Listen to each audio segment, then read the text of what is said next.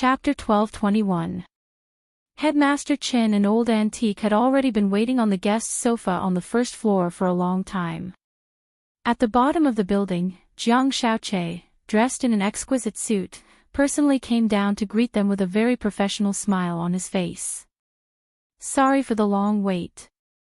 The chairman would like to speak upstairs. Very well. Headmaster Chin nodded. As soon as they got up, Jiang Xiaoche smiled insincerely and praised them. I've long heard of Headmaster Chin and Teacher Wang's reputations. It's my great fortune to be able to meet you today. Xiaoche grew up under LoveLore Water Curtain Group's tutelage and learned management in a completely closed environment. It's truly a pity that I didn't have the opportunity to experience life at school. Then, Secretary Jiang is welcome to experience life at my number 60 high school at any time, Headmaster Chin said casually when he heard this. Well said, well said. Jiang Xiaoche smiled as he led the two of them to the elevator. This was Old Antique's first time meeting Jiang Xiaoche, and he felt that this greasy-haired and powdered young man gave off a strong aura of a member of society. To be honest, he didn't like him very much. If a cultivator's worldly aura was too strong, it would also affect their realms. Old Antique's experience in the cultivation world was that he had his own set of rules for observing people's words and body language. Hence, his impression of Jiang Xiaoche wasn't very good. As his secretary, the most important thing was to be able to work quietly. A glib tongue would cause big trouble sooner or later. Old Antique shook his head inwardly. He didn't directly expose this point, nor could he explain to Old Man Sun why he had left such a person on his side. For Sun Yiyuan to be able to run his business so well, his ability to read people might not be inferior to Old Antique's. Perhaps this Jiang Xiaoche was also his pawn. The elevator swiftly rose to the highest point of the building. Jiang Xiaoche led the way, and Headmaster Chin and Old Antique passed through the long corridor leading to the office. On both sides of the corridor were calligraphy and paintings by famous artists, which Headmaster Chin secretly marveled at. When all was said and done, this was LoveLore Water Curtain Group's strength. Any one of the paintings in the corridor would be enough for number 60 high to renovate 2 or 3 times over. In the huge office, Old Man Sun sat on a spacious sofa and fiddled with the tea set on the table. He had already poured 3 cups. As soon as Headmaster Chin and Old Antique were let in, Jiang Xiaoche consciously stood to one side. Then, he quietly withdrew from the office, closed the door, and skillfully stood guard outside. Mr. Sun's foresight is divine. It seems that you already know the purpose of our trip. Seeing this scene, Headmaster Chin knew that his and Old Antique's uninvited visit had already been completely controlled by this grizzled old man in front of him who didn't lose his heroic spirit. He had long heard that LoveLore Water Curtain Group had eyes all over the world, and that their intelligence network was comparable to that of Battle Sect, especially in Songhai City. This time, Headmaster Chin and Old Antique thoroughly experienced this power. You don't have to be so formal with me. Sit down and talk. Teacher Wang, you don't have to be too rigid. You are one of Tianqiang's most trusted people. Old Man Sun smiled, then pushed the tea on the table in front of the two of them. I can't thank Teacher Wang enough for taking care of Rongrong at school. You're too polite, Mr. Sunday. I'm just doing my duty as a teacher. Old Antique smiled. He had just picked up his tea when Old Man Sun's next question immediately froze him. I wonder if Teacher Wang's junior brother is doing well. When he said this, there wasn't the slightest ripple on Sun Yiyuan's face. He still had a benevolent smile on his face, but there was a bone-chilling coldness in it. Teacher Wang has a junior brother. Headmaster Chen was astonished, even he didn't know about this. Old Antique had thought that his identity and that of his junior brother, Taoish Taotai, had been concealed very well, and could be said to be flawless. Who would have thought that he would suffer a setback in front of this old man's son today? But it was clear that the other party didn't intend to expose him directly, and instead indirectly gave him a show of strength. Yes, of course he does. Old Antique was helpless, and could only go along with the flow. He's a junior brother I haven't been in touch with for many years. He's also a teacher, and is currently working at another school. Zhu Kong, that's not very nice of you. Our number 60 high school is in need of talent. Wouldn't it be better if you directly referred him to our school? Headmaster Chen was immediately unhappy. His teaching is very average. In fact, you've always had high standards and high standards. In your eyes, average is already outstanding enough. We can talk about this later. I believe that Teacher Wang isn't deliberately hiding it. I'm afraid that his junior brother's teaching quality really isn't high. Old Man Sun smoothed things over. In Old Antique's eyes, his trademark kind smile was now completely a smile with a dagger hidden behind it. Out of the corner of his eye, Old Antique secretly sized up Sunny Yuan through the steam from the teacup, and felt that this person was extremely dangerous and unfathomable. Tianxiang, you're here for Yi Jiang this time, right? Then, Old Man Sun got straight to the point. Sure enough, nothing can be hidden from Mr. Sun's eyes. Headmaster Chen was non-committal. I also know the opinion of a psychologist. He wants our Rong to have another fake match with him and deliberately lose to him. Don't worry, Mr. Sun, the match is pseudo-public. We've arranged for everyone inside, and the match won't be leaked. Furthermore, it won't affect Huaguo Water Curtain Group's shares. That's not what I'm worried about.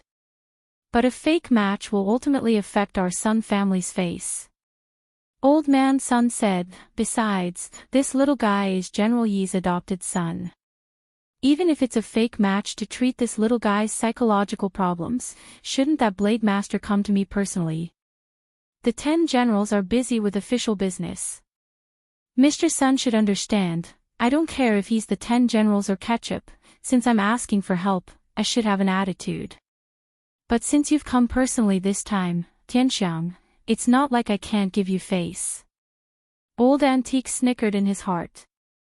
After going around in circles for so long, everything was just as he had imagined. This old fox had indeed started to raise his conditions.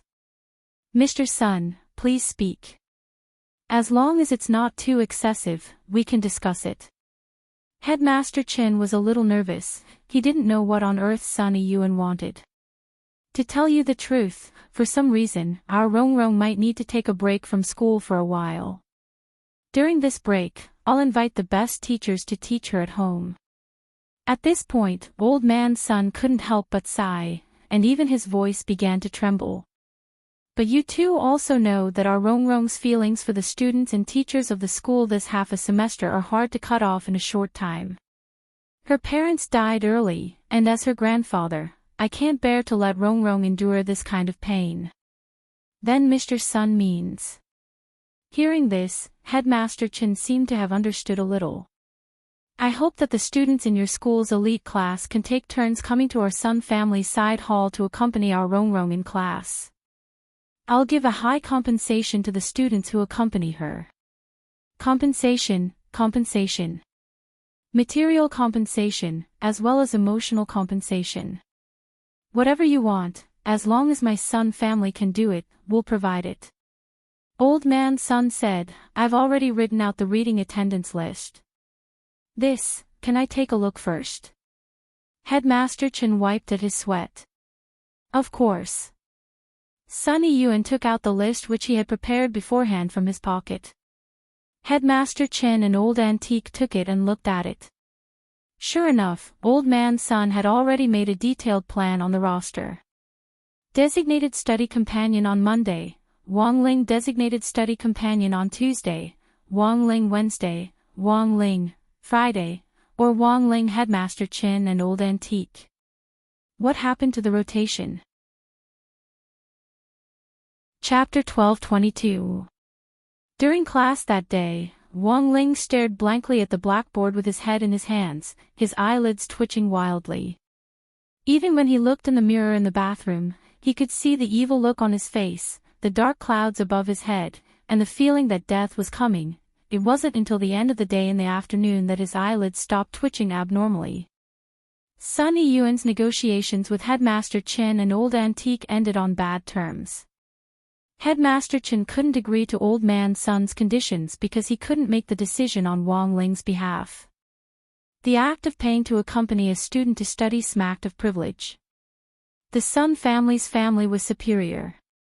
Wouldn't it affect the child's self-esteem if they used money to find a student whose family wasn't as wealthy as the Sun family to accompany them? Number 60 High School's academic achievements were certainly important, but Qin Tianxiang actually paid more attention to the children's psychological development. To be honest, he felt that Old Man Sun's behavior was a little excessive. He felt that it was fine to just suggest that a teacher from number 60 High take some time out to tutor him. Moreover, tutoring was one thing, but the teacher who provided the tutoring couldn't charge a single cent otherwise. This matter would change. On the way back, the atmosphere in the private car was very low. Old Antique stared out the window, his voice as calm as when he had left. "Is this really okay?" Headmaster Chin skillfully took out a cigarette from the inside pocket of his shirt. Using the quick friction between his index finger and thumb, he lit the cigarette and took a deep drag. A bitter smile hung on his face. "I have my own principles and bottom line. If I, the headmaster, don't follow the rules, how can I lead the teachers and children under me?" "I understand." Old Antique nodded. But after this trip, he and Headmaster Chin could be sure of one thing: even if the negotiations didn't come to an agreement, the Sun family wouldn't give a single cent less for number 60 High School construction investment. With the Sun family's financial resources, they wouldn't be so stingy as to take back their previous promise because of such a small matter. It was a taboo for businessmen to break their promises. Given Mr. Sun's character, do you think he's the kind of person who would make unreasonable demands? Old Antique suddenly asked after a moment of silence in the car. Headmaster Chin frowned. "Looks like you've noticed it too. The Sun family is in trouble." "It should be big trouble." Headmaster Chin nodded. For Sunny Yuan to be in such a desperate situation, it must have a lot to do with Lotus Sunday. "Yes, but I have another question."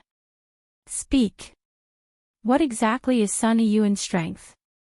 "Sun God," Headmaster Chin asked. "On the same level as the 10 generals?" Old Antique was astonished. It was no wonder that Old Man Sun was fearless when facing the Sword Saint. Old Antique. On the other side, Wang Ling was sitting cross-legged on his bed barefoot, trying his best to figure out why his eyelids had twitched so wildly in the afternoon. Then, his mind was filled with the image of Old Man Sun's benevolent face that hid a dagger behind his smile. Sure enough, his visit to Lotus Sun the day before yesterday had created a butterfly effect, causing trouble to keep coming. But he had already checked Lotus Sun with the king's eye, and there wasn't anything wrong with her body, nor was she cursed, so he didn't really understand why Old Man Sun was so nervous. Some of the words of Jianghu's charlatans could be ignored. If one were to take it too seriously, the one who would get hurt would be himself. Were Wang at Wang at Wang Old Sun Old Wang the old of the and the of Sun Lotus Sun was Old Man Sun's only granddaughter, so it was understandable that the old man doted on Wang Ling. Wang Ling had felt this intergenerational doting before from Old Man Wang. Old Man Wang was already suffering from dementia, but he still remembered to bring Wang Ling fruit. He had ridden a tricycle from the village little by little to the entrance of the villa. This had shocked Wang Ling so much that he felt he would never forget it for the rest of his life. It was Father Wang who cooked tonight. It was less than a month before the due date, and Mother Wang needed peace and quiet to nurse the baby, so Father Wang obediently took over the housework, including washing and cleaning, and even cooking. But the problem was that Father Wang had never cooked before, so the night before, Mother Wang had personally come to talk to Wang Ling. She didn't ask for anything else, and only asked him to enlighten the kitchen utensils in the house so that Father Wang's enthusiasm for cooking wouldn't be dampened. Wang Ling was an obedient child, so he would naturally do as Mother Wang wished. So the dishes that Father Wong brought out tonight indeed looked pretty good, but they were all made with the effects of legendary kitchen utensils. With these utensils in hand, even someone who didn't know how to cook would look like a female live streamer with a beauty filter. Sour shredded potatoes, spicy boiled fish, grandma's braised pork, steamed tendon meatballs, mixed salad vegetables, it tastes good. Mother Wong picked up some with her chopsticks, a happy smile on her face. Oh my God, is that true or not? This is my first time cooking, and I just followed the steps in the video. I never thought I'd be so talented. Father Wong was also astonished by his own skills. At that moment, Wong Ling looked at the pots, bowls, ladles, spoons, and spatulas that he had enlightened. According to the feedback from the king's eye, the durability of these utensils had already dropped to 1/99th. Wong Ling sighed endlessly in his heart as he ate the dishes that were almost identical to those made in restaurants. It was a good thing that Father Wong had later become a web novelist, otherwise he would have definitely been a good seedling to become a nuclear bomb. He had only made one meal, but the utensils that he had personally enchanted had almost been scrapped. It was clear how astonishing Father Wong's destructive power was. Father Wong had a habit of turning on the TV to listen to the news when he ate. As soon as the channel switched to True Central Channel 1, the dignified and well-dressed female anchor suddenly received an urgent document from the side. The female anchor's face was calm and collected, reflecting her extremely high professionalism. Next, we'll broadcast an urgent news. Songhai City has just cracked a case of impersonating a killer, and the suspect, QXX, is currently being urgently interrogated at Songhai First Prison. It is reported that QXX has plotted a number of criminal professional assassinations, and impersonated the leader of the killer world to issue challenges everywhere to illegally earn high challenge fees. Mother Wong looked at the news in amazement. Since when does True Central TV speak up for the killer world nowadays? Father Wong smiled. Honey, you don't understand. I heard that after Shadow Stream was taken down, the killer world started to turn over a new leaf, and has worked with the cultivation police to solve a number of cases in the last few months. Mother Wong sked. The boss of the killer world is really weird. Wong Ling, you're the big boss. Chapter 1223. After dinner, Wong Ling and Battle Sect verified that the criminal the CCTV female live streamer was talking about was in fact the person who had been pretending to be Mother Wong and acting as Numinous Mother. This person's full name was Keon Duncan, and he was a foreign cultivator with blonde hair and blue eyes. Grenade-throwing Senior Immortal sent Wong Ling a photo of him. This man was thin and didn't look like Wong Ling's stereotypical impression of Western cultivators. Of course, Wong Ling had to admit that he was a little inflexible in this regard, but to his knowledge, Western cultivators did indeed have certain requirements for fitness. At an International Alliance of Cultivators meeting, whether a Western cultivator was a cultivator or not could be seen from the size of their muscles. In contrast, Eastern cultivators paid more attention to the sense of bone, because their muscles would naturally grow as they cultivated, but they could use magic to condense their muscles so that they didn't look so exaggerated. So in comparison, the cultural difference between Eastern and Western cultivators could be seen in muscles. One was reserved, while the other was bold and passionate. But that didn't rule out the possibility that a small number of Eastern and Western cultivators might be influenced by each other's cultures and choose to walk the other's path. Brother Ling, he wasn't like this before. After Grenade-throwing Senior Immortal sent Keon's current photo, he then sent Keon's ID photo. Just as Wong Ling had initially thought, Keon in the ID photo was indeed very muscular. But the key wasn't his appearance, but the ID itself. Wong Ling was astonished to discover that this Keon was actually from SBP. SBP? What's that? On the side, Loopy Toad didn't understand. Grenade-throwing Senior Immortal said on the phone, it's an investigation organization that works side by side with the SCP Foundation. The SCP is dedicated to investigating all kinds of unconfirmed cultivation secrets, magic treasures, or mutant spirit beasts. SBP is equivalent to a detective investigation organization under the banner of the International Alliance of Cultivators, but everything it investigates is based on evidence. They definitely have another purpose in visiting Huaxiao Nation this time. They're now investigating the possibility that Keon is involved in espionage. Wang Ling gently rubbed his chin. He felt that this Keon might be carrying some unspeakable secret. Based on current leads, Keon has been in Huaxiao Nation for a very long time to investigate something. In order to thoroughly prove his identity as a native cultivator, he changed his appearance and disguised himself as an Easterner. Furthermore, he pretended to be Numinous Mother to swindle funds for his activities and investigations. This SBP is so stingy.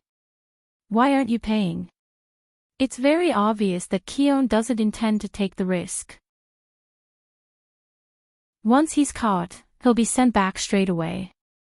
When Grenade-throwing Senior Immortal said this, he was actually a little puzzled. Based on the current situation, Keon didn't do anything bad while he was pretending to be the Numinous Mother. The people he had killed were basically all wanted criminals, including Dark Ancestor CS Sanshao, who had died in the stalactite cave after his resurrection. He had also died at Keon's hands. This person's strength was also very strong. If it weren't for Grenade-throwing superior battle prowess, he wouldn't have been able to find clues in such a short time and take down Korn. Did he say anything? Asked Loopy Toad. Not a word so far. Furthermore, a powerful forbidden spell had been cast on his body. If he said half a word, he would die. Forcefully breaking it would also trigger the effects of the forbidden spell. That's why I'm calling Brother Ling this time to ask if he has any good ideas, said Grenade-throwing Senior Immortal over the phone. Although his realm was high, there were all kinds of forbidden spells in the cultivation world. In addition, Grenade-throwing Senior Immortal wasn't particularly proficient in spells to begin with, so he was now stuck in this predicament. If he could, Grenade-throwing actually didn't want to trouble Wang Ling. But the problem was that this SBP was a little cunning. Even forcibly dismantling it could endanger a person's life, which was a little difficult. And Wang Ling definitely had a way to deal with it. But Wang Ling still needed to observe for a while before he could be sure what this forbidden spell was. That night, Loopy Toad received Wang Ling's instructions and went to Songhai First Prison in his place. When the two guards at the prison gate saw the fluorescent green-furred dog appear in the dark, they immediately opened the gate and let it in. It was now somewhat famous in Battle Sect, and this feeling of being revered made Loopy Toad feel very good. It felt that it had found its social status as a demon king in the demon world. Grenade-throwing Senior Immortal was standing guard at the prison gate. When he saw Loopy Toad, he immediately came forward to greet it. Brother Ling didn't come. Although he was smiling, Loopy Toad could clearly sense a trace of disappointment in his tone. Loopy Toad walked in without raising its head.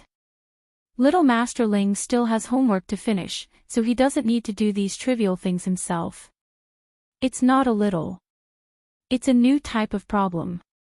The two gremlins haven't completely mastered it yet. Young Master Ling has to do it once first. Jiu Lu Wei, this was a very good reason, and for a moment, Grenade-throwing Senior Immortal couldn't refute it. As expected of Brother Ling. Even if the sky fell down, it wouldn't stop him from finishing his homework. After a brief silence, Grenade-throwing Senior Immortal said, "But if Brother Ling doesn't come, who else can solve this forbidden spell?" "I can." After saying that, Loopy Toad spat out a glass bottle from its mouth, and Grenade-throwing Senior Immortal saw a floating eyeball inside. Although it had already been taken out, Grenade-throwing Senior Immortal recognized it at one glance as Wang Ling's dead fish eye. Little Master Ling had me bring an eyeball, and it's enough to solve the forbidden spell. As expected of Brother Ling. Grenade-throwing Senior Immortal couldn't help praising him as he held the glass bottle devoutly. Don't do strange things to this glass bottle. Although this eyeball has been taken out, little Master Ling can still feel it. Brother Dog, you're being too polite. How could a righteous person like me do strange things to Brother Ling's eyeball? The only person in this world who can do strange things is that big brother of Brother Ling's. Loopy Toad chuckled, thinking that the crow laughing at the pig was also very interesting. One man and one dog arrived at the interrogation room. Cowan was wearing the spirit shackles as he ate a boxed lunch that Warden Liang had provided. Because of the forbidden spell, Warden Liang knew that it was useless for him to ask. It was better to let Cowan eat something first, lest this foreigner find an excuse to shirk responsibility after the curse was broken. After all, their prison's attitude toward prisoners had always been pretty good. It was just that Warden Liang hadn't expected this Cowan to have such an astonishing appetite. He had already eaten more than 120 portions of crispy chicken drumstick rice. The empty meal boxes piled up like a small mountain next to Cowan. This SBP is too stingy, they don't even pay for food. Look at how hungry this kid is. When Loopy Toad rushed over, it was stupefied by the scene in front of it. This guy is actually a match for that wildebeest of Een. Little Silver's appetite has gone down recently, and he says he wants to lose weight. He doesn't even order takeout anymore. Grenade-throwing Senior Immortal said, he eats meat to grow his body, and his wings haven't grown at all. He can't fly anymore. Cowan. At that moment, Loopy Toad stared at the blue-eyed young man who was eating rice in the interrogation room. As soon as the young man raised his head, Grenade-throwing Senior Immortal pulled the cork out of the glass bottle, and Wang Ling's king's eye directly turned into a flash of light that appeared in front of Cowan. Buzz! The color of the king's eye turned white, and it gave off a pure and holy light. The entire interrogation room was instantly enveloped in a dazzling light. As expected of Brother Ling, this is the effect of eye cleansing, which can purify all curses. It can be considered a normal ability. Previously, my lord's eyes had the effect of pregnant eyes, but my lord got rid of this ability. Pregnant eyes. Whoever it stares at will get pregnant. After saying this, Loopy Toad felt extremely helpless. It felt that Wang Ling had some foresight. If this pregnant eyes ability really existed, and a few more little Wang Lings appeared out of nowhere in the world, the earth might directly blow up. If you like the Immortal King's daily life, please collect the Immortal King's daily life. Chapter 1224. At that moment, the SBP, the International Alliance of Cultivators, was holding a secret meeting. 7 black figures appeared at the meeting table. These were the SBP's envoys, and they could jointly decide and vote on the organization's next action plan.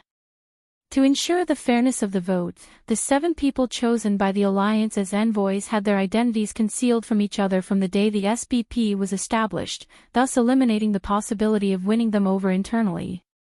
As an extremely prestigious investigation organization affiliated with the Alliance, the coordinates of Dark Ancestor C.S. Sanshao, who had shocked the world back then, had been calculated by these 7 people. Unfortunately, because of a major mistake, they had been a step too late at the last step, and hadn't been able to capture that dark ancestor alive. In the end, C.S. Sanshao had died of conceit and carelessness, as he couldn't withstand the spirit power of the heavenly vein valve. In order to preserve the organization's reputation, the 7 envoys of the SBP finally agreed to promote a hero, and this hero was Audju's ancestor, Zhuo Butong. For more information, please refer to Chapter 1105, Dark Ancestor C.S. Sanshao and Zhuo Butong, Judgment, have invited everyone here this time to say one thing. The black figure in the middle of the 7 seats spoke in a sharp and comical voice. Everyone's voices had been edited so that it was impossible to tell if they were men or women. Since they didn't know each other's names, they could only call each other by their code names. The seats in each meeting were fixed, and the person who was now sitting in seat number 4 called himself Judgment. Is something wrong? Asked the person in seat number 1. Her code name was Moon, which was a very feminine code name, but that didn't mean that the person in seat number 1 was a woman. Cyan Duncan has been discovered. Judgment's voice sounded especially serious, and the scores in the room instantly started to become tense. Cohen was sent to Washoe Nation 20 years ago, and has been flawless all these years. How was he discovered? Everyone was puzzled. In order for Cohen to better integrate into the other side, they had even cut off all contact with him and placed all their faith in him, hoping that he could investigate the whole story and eventually return to the Foundation.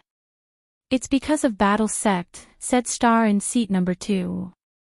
No one knew where Star came from, but this person seemed to have the prophetic ability of an astrologer, just like his code name, and often had more information than anyone else. Not bad. Judgment nodded.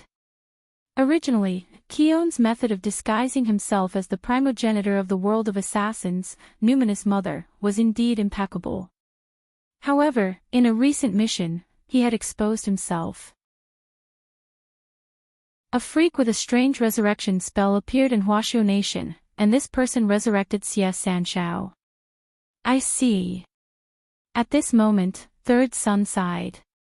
Back then, Keown was just one step away from annihilating this Dark Ancestors man. This matter should also be our mistake. He had not considered such an unexpected situation. Keown lost his mind and stabbed Dark Ancestor 862 times in 1 second, killing him on the spot. In the 4th seat, Judgment said, he made up for his regret, but at the same time, he also exposed his whereabouts. In the end, the war sect found an opportunity. At this moment, the black shadow in the 7th seat suddenly flickered and disappeared on the spot. The fool has left again. Forget it, he's always like this. Bad signal at home. Who knows what he's doing? Judgment was already used to the fool leaving midway through the meeting so many times. He then turned his gaze to Tank in the 5th seat and Fate in the 6th seat. What do the two of you think? Tank's voice was as steady and rough as his code name. I'm not worried at all that Keown will leak the secret, he's always been tight-lipped. Furthermore, he doesn't have the guts to divulge this secret. The 7 of us have cast 7 forbidden spells on him. Once they're activated, everyone in his family will be implicated. He should be well aware of the consequences of divulging the secret. Fate remained silent. Although he or she was present, it actually didn't make a difference whether he or she was present or not. However, Fate had never been absent from any meeting, and would often mention some important matters at critical moments. The others waited for a moment, but seeing that Fate had no intention of speaking, Judgment, as the host, cleared his throat and continued the discussion. As Tank said, I also believe that Keown won't divulge the secret. No one in the world can break the 7 forbidden spells we've set up together. We made the decision 20 years ago, and for the sake of the Foundation, everyone, please continue to stand firm. Songhai First Prison. Prison guards stood on 2 sides, and security was extremely tight. The scale of this was no less than when the old devil had just been sent to prison. In order to prevent any accidents, Warden Liang had set up what looked like a nesting doll outside. In total, there were no less than 50 10-man patrol teams patrolling the perimeter of the prison. Grenade-throwing senior immortal judged that Keown had a big secret that no one knew about. The SBP had cast multiple forbidden spells on this person, and once this secret was revealed, his entire family would be wiped out. This level of threat was often directly proportional to the importance of the secret behind it. 20 years ago, Keown had already been lurking in Washoe Nation to carry out a secret investigation on a certain matter. It was hard not to be suspicious that the Foundation had deliberately and secretly plotted to bury this person in Washoe Nation. Mr. Keown, even if you don't say anything now, we can still arrest you on espionage charges. We can lock you up here for 100 years, 200 years, together with the 3 most famous people in our prison. They're currently short of one. I've been looking for a long time, but I haven't found anyone suitable to lock up. Warden Liang spoke to Keon through a telepathic device through a glass wall. He paid close attention to Keon's expression and observed the other party's micro-expressions. Inducing confessions was a set of rules that Warden Liang was very familiar with, but it was completely ineffective against Keon. He had received professional SBP training and was very cultured. Even after the forbidden spell had been removed, he still refused to say anything. No matter what Warden Liang asked, there wasn't the slightest ripple of emotion on his face. After closing the conversation button, Warden Liang looked at grenade-throwing Senior Immortal next to him, feeling rather helpless. What do we do, Senior Immortal? Ordinary interrogation doesn't seem to work on him. Everyone has their weakest point in their heart, and no one is invulnerable. Grenade-throwing Senior Immortal looked at the young man in front of him through the glass.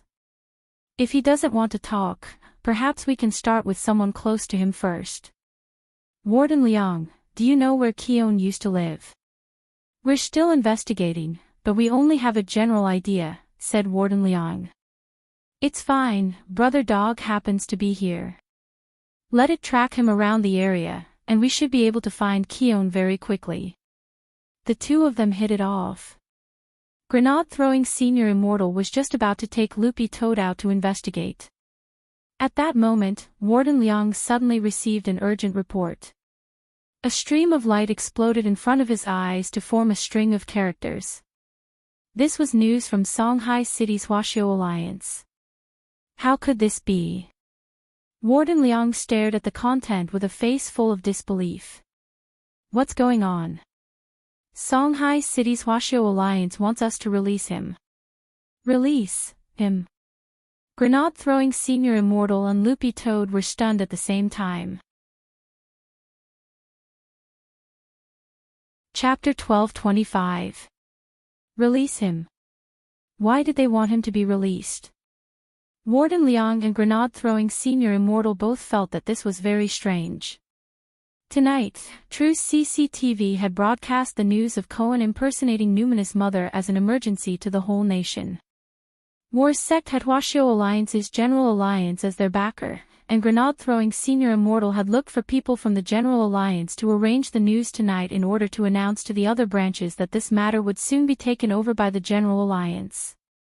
But now, a mere branch actually dared to stand in their way. This was simply unimaginable. How interesting. Wasn't our operation authorized by the General Alliance? Grenade-throwing Senior Immortal asked. The General Alliance's procedures are complicated, and the relevant documents haven't been approved in time. Although War Sect is affiliated with the General Alliance, the truth is that it doesn't have the authority to enforce the law. Warden Liang patted the table. This branch is very close to us, so we got here first. Although I don't know who instructed it, it's in line with the rules and procedures.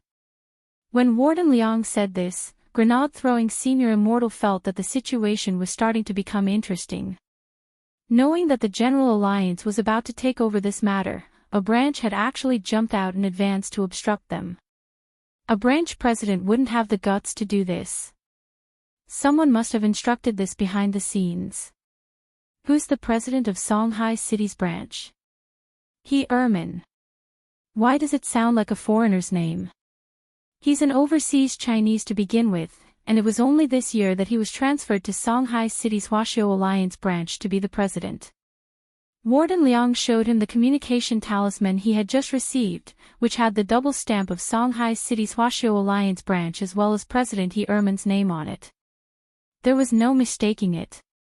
What level is a president? Loopy Toad asked. About the same level as the headmasters of major cultivation schools. The strong ones are already half a step into true immortal stage, but most of them are itinerant immortals. Furthermore, they basically have no hope of breaking through in their lifetime. Loopy Toad couldn't help laughing when it heard this. It turned out that this was just an itinerant immortal. After all, true immortals were now written about by authors. However, from Warden Liang's tone, he was still worried about this matter. From the attitude of this letter, He Ermin must have been instructed by someone behind the scenes. Otherwise, a captain like him wouldn't have the guts to do this. What do you think? Right now, Union Commander He Erman is standing on the opposite side of us. Even if he is removed from his position and imprisoned, he will still put in all his effort to stop Keone's capture. It seems that the secrets Keone possesses have already touched the cake of some big shot. In our Huashu nation, there are only a handful of people with such power. Warden Liang frowned deeply. The key point was that Battle Sect wasn't a law enforcement organization. If grenade-throwing Senior Immortal clashed with Songhai City's branch at this time, it would be the branch that would ultimately win.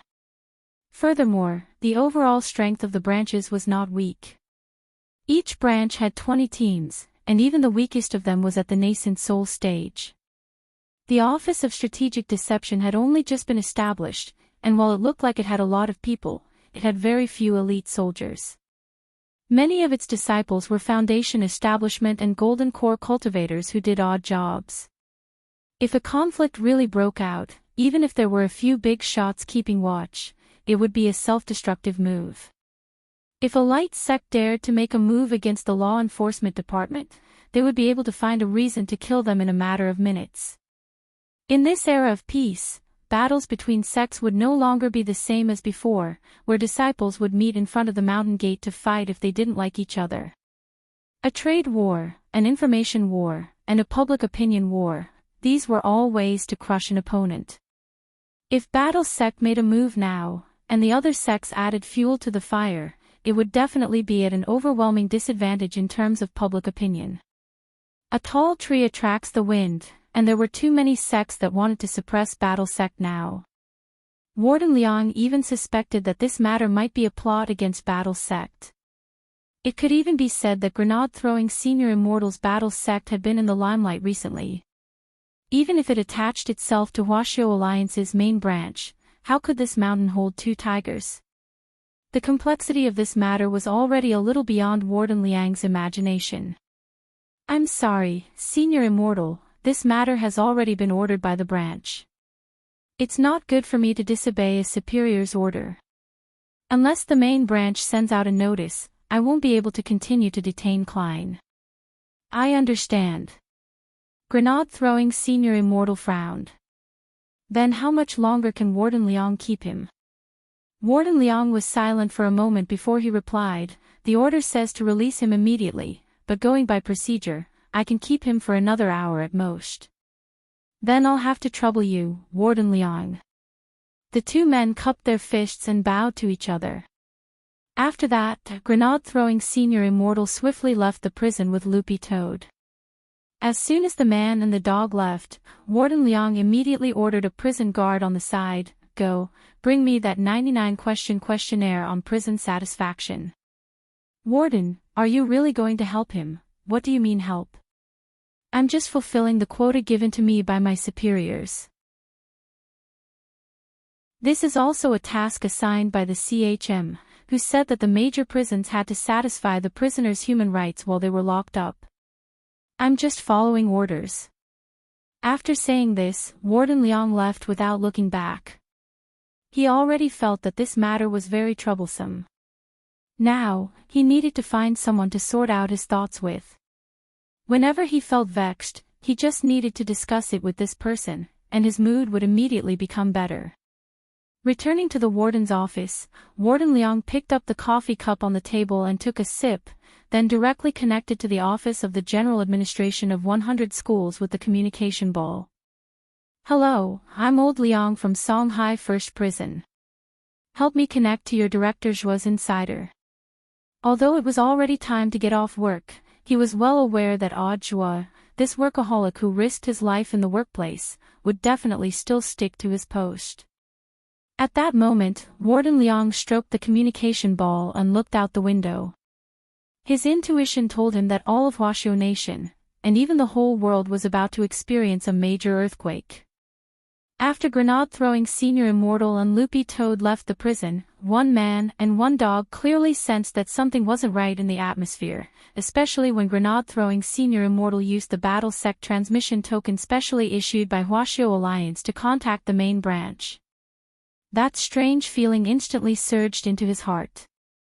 There was no response from the main branch. No one hung up, no one picked up.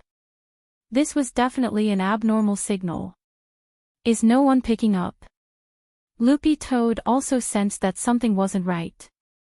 From the moment Klein was captured to the news broadcast on Xinjiang TV, to grenade-throwing senior immortal personally accompanying Warden Liang to investigate the case, to Songhai City branch asking for Klein's release, the whole process had taken less than 6 hours.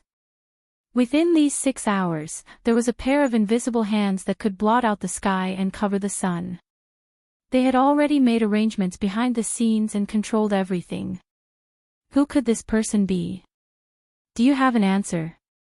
Without concrete evidence, I can't suspect anyone. Furthermore, there's more than one person with this kind of power. We need to figure out what on earth the other party is hiding, and what secrets Klein has that he can't say. Don't worry about Klein, I've already placed a mark on him, he can't run away, said Loopy Toad. Grenade-throwing senior immortal nodded. Then let's split up. I'll take the nearest immortal warship to the main branch to look for him.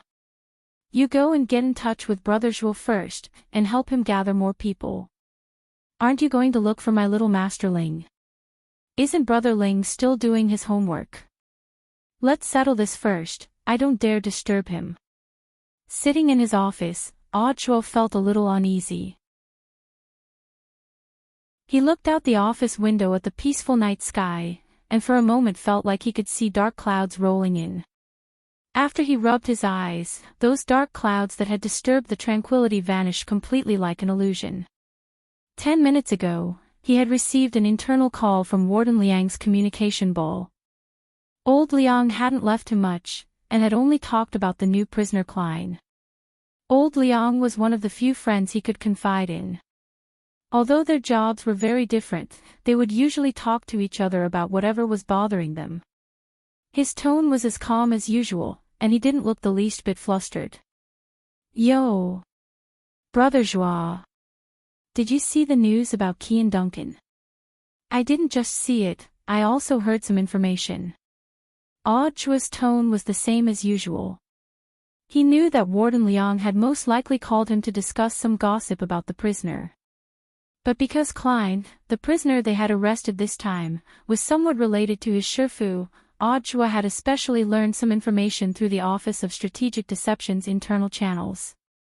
I heard this person is from the SBP Foundation. He came to Huaxiu Nation 20 years ago, and has been roaming the country for secret investigations. He even pretended to be the ancestor of the world of killers, Numinous Mother, to earn money for his activities. What a strange person. Zhuo tried hard to recall the information he had read. So far, Battle's sect had only provided this much information, and it was updated practically in real time.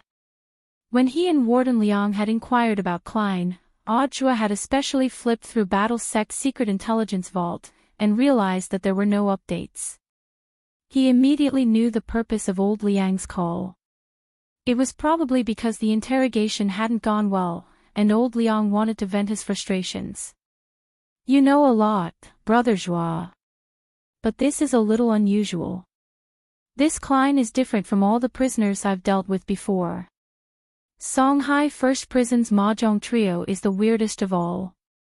Is there anyone more out of line than the three of them? Shi Ba. Brother Zhuo. I'm not joking. Warden Liang almost roared. Zhuo was startled by his sudden seriousness. But very quickly, he received Warden Liang's apology. I apologize, Brother Zhuo, I was a little too agitated. It's fine, Brother Liang, I understand. If you have any difficulties, you can tell me. I might be able to help. Compared with the previous few times they had discussed the strange prisoner, Zhuo finally felt that this time was special. Old Liang had always been a calm and daring person. Rather than saying he was agitated, that roar just now had been to boost his courage. Now, Zhuo was also starting to get curious. How on earth could a foreign cultivator make old Liang lose his composure like this? You and I don't work in the same unit, but when it comes to this prisoner's case, based on my experience, Brother Joie, it's best if you don't interfere. Warden Liang's voice trembled a little as he spoke, perhaps even he himself didn't realize it. Joie didn't want the atmosphere to become even more solemn, so he could only continue to talk in a teasing tone. I have a lot of work here. Brother Liang, are you afraid that I'll interfere and steal your credit? Don't worry, Brother Liang, I promise you that I won't do anything. Warden Liang's voice was clearly silent on the other end of the communication bowl. The call was cut off. At the same time, Joie also sank into a long silence. Old Liang's phone call was very strange. Normally, he wouldn't deliberately add some mood particles in his sentences, such as vulgar words like "shiba." Although they didn't work in the same unit, they usually chatted a lot, and there was always a special tacit understanding between them. Joie started to replay the voice recording in the communication ball and carefully read every word old Liang had said to him. He felt that old Liang might be giving him a hint. Taking out his notebook, Joie recorded everything old Liang had said to him just now. Yo! Brother Joie. You know quite a lot, Brother Joie, Shiba. Brother Joie. I apologize, Brother Joie, you and I don't work in the same unit. When these sentences were put together, Joie really found clues at the beginning of the sentence. When these words were put together in a homophone, they formed the following sentence: I have something for you. Old Liang had left something for him. Joie felt a little bewildered and at the same time a little funny, because this code word was really too lame. But as lame as it was fine as long as it worked. If it wasn't for the fact that he usually chatted with old Liang a lot and knew the latter's habit of using words to form sentences, he really wouldn't have been able to hear the meaning behind these words. Based on the content of the call, old Liang probably had something for him. As Joie waited restlessly in the office for a while, a stream of light flashed in front of him outside the window. With one glance, he recognized it. It was old Liang's personal flying sword. Infinity swords. When the infinity sword stabbed someone, heavy chains would immediately grow out of the wound like weeds, firmly locking the enemy in place. But there seemed to be something very strange on this flying sword, which seemed to be a bundle. Joie reacted quickly. He turned to the side and firmly caught this flying sword as it sped towards him. The moment he caught the sword, the bundle on the hilt tumbled off, and blood instantly gushed out of the bundle to soak the floor. Joie looked at the scene in front of him in disbelief. He forcibly restrained his trembling body and used the infinity sword in his hand to pick up the bundle. Inside it was old Liang's head. At the same time, several people in azure uniforms burst into Joie's office. The leader was precisely the team leader of Huaxiao Alliance's Team 1. He stared at Joie, then at Warden Liang's head on the floor, and sneered. Director Joie, the evidence is conclusive that you killed Warden Liang. We are now officially arresting you in the name of Huaxiao Alliance. Chapter 1226. This was the game between almighties. They were like giants who had come ashore and trampled on the calm beach, completely disregarding the lives of the small shrimps at the bottom. Joie had been caught, and this meticulously planned scheme had officially been exposed. Whose instructions did you receive? To the surprise of the team leader of Team 1, Joie didn't resist at all, and obediently put on the spirit shackles. Director Joie, you can only blame yourself for meddling too much in other people's business. We're just following orders. You have no right to know whose instructions we received. The team leader's expression was indifferent as he waved his hand and ordered the others to take Joie away. Team leader, Joie didn't resist at all. Could it be a trap? It can't be. The team leader shook his head confidently. The spirit shackles can restrain all spirit power. If it's just Joie's clone who's being taken away, the clone will automatically disintegrate the moment the handcuffs are put on. At that moment, outside the general administration of 100 schools building in Songhai City, in a van operated by a humanoid loopy toad, Audhua heaved a long sigh of relief. As expected of Shifu, he actually predicted this. The person being handcuffed was the real clone that Wang Ling had customized for Audhua remotely. Like Crispy Noodle's Dao Monarch, Audhua's real clone also had spiritual intelligence and was completely no different from a real person. How could a mere spirit shackles break through such a high-level Heaven's Path clone technique? Although Audhua had been saved by Wang Ling, he still had lingering fears. Because Warden Liang really was dead. Although Audhua hadn't seen it with his own eyes, the real clone shared memories. When he saw Warden Liang's head roll at his feet, it was as if he had experienced it himself, and he felt the pain in his heart. Don't worry too much. Once everything is over, little Master Ling will find a way. But given the current situation, someone has to die for the whole thing to be more real. We have to make the mastermind believe that he's carrying out his plan step by step, only then will we have a chance to ferret him out. Loopy Toad skillfully drove the car away from the scene with Audhua. It had learned this skill from Wei Ji when he had been driving around the blue circle in the game, and didn't have a driver's license yet. But in order to save Audhua, Loopy Toad couldn't care less. I understand, I trust Shifu completely. It was just that this matter was too sudden. What kind of secret does this Clean have that's worth that pusher doing this? In the front passenger seat, Audhua was puzzled no matter how he thought about it. Maybe the answer is here. Loopy Toad casually tossed him a brocade pouch. This was in fact the last message Warden Liang had left for Audhua. In order to get this message out, Warden Liang had sent out several spirit swords. He knew that his message could be intercepted, so he used the infinity sword he was wearing as bait and prepared another spirit sword to deliver the message to Loopy Toad. After opening the brocade pouch, he found a strange list. SBP Foundation's name list. Why does old Liang have it? Yes.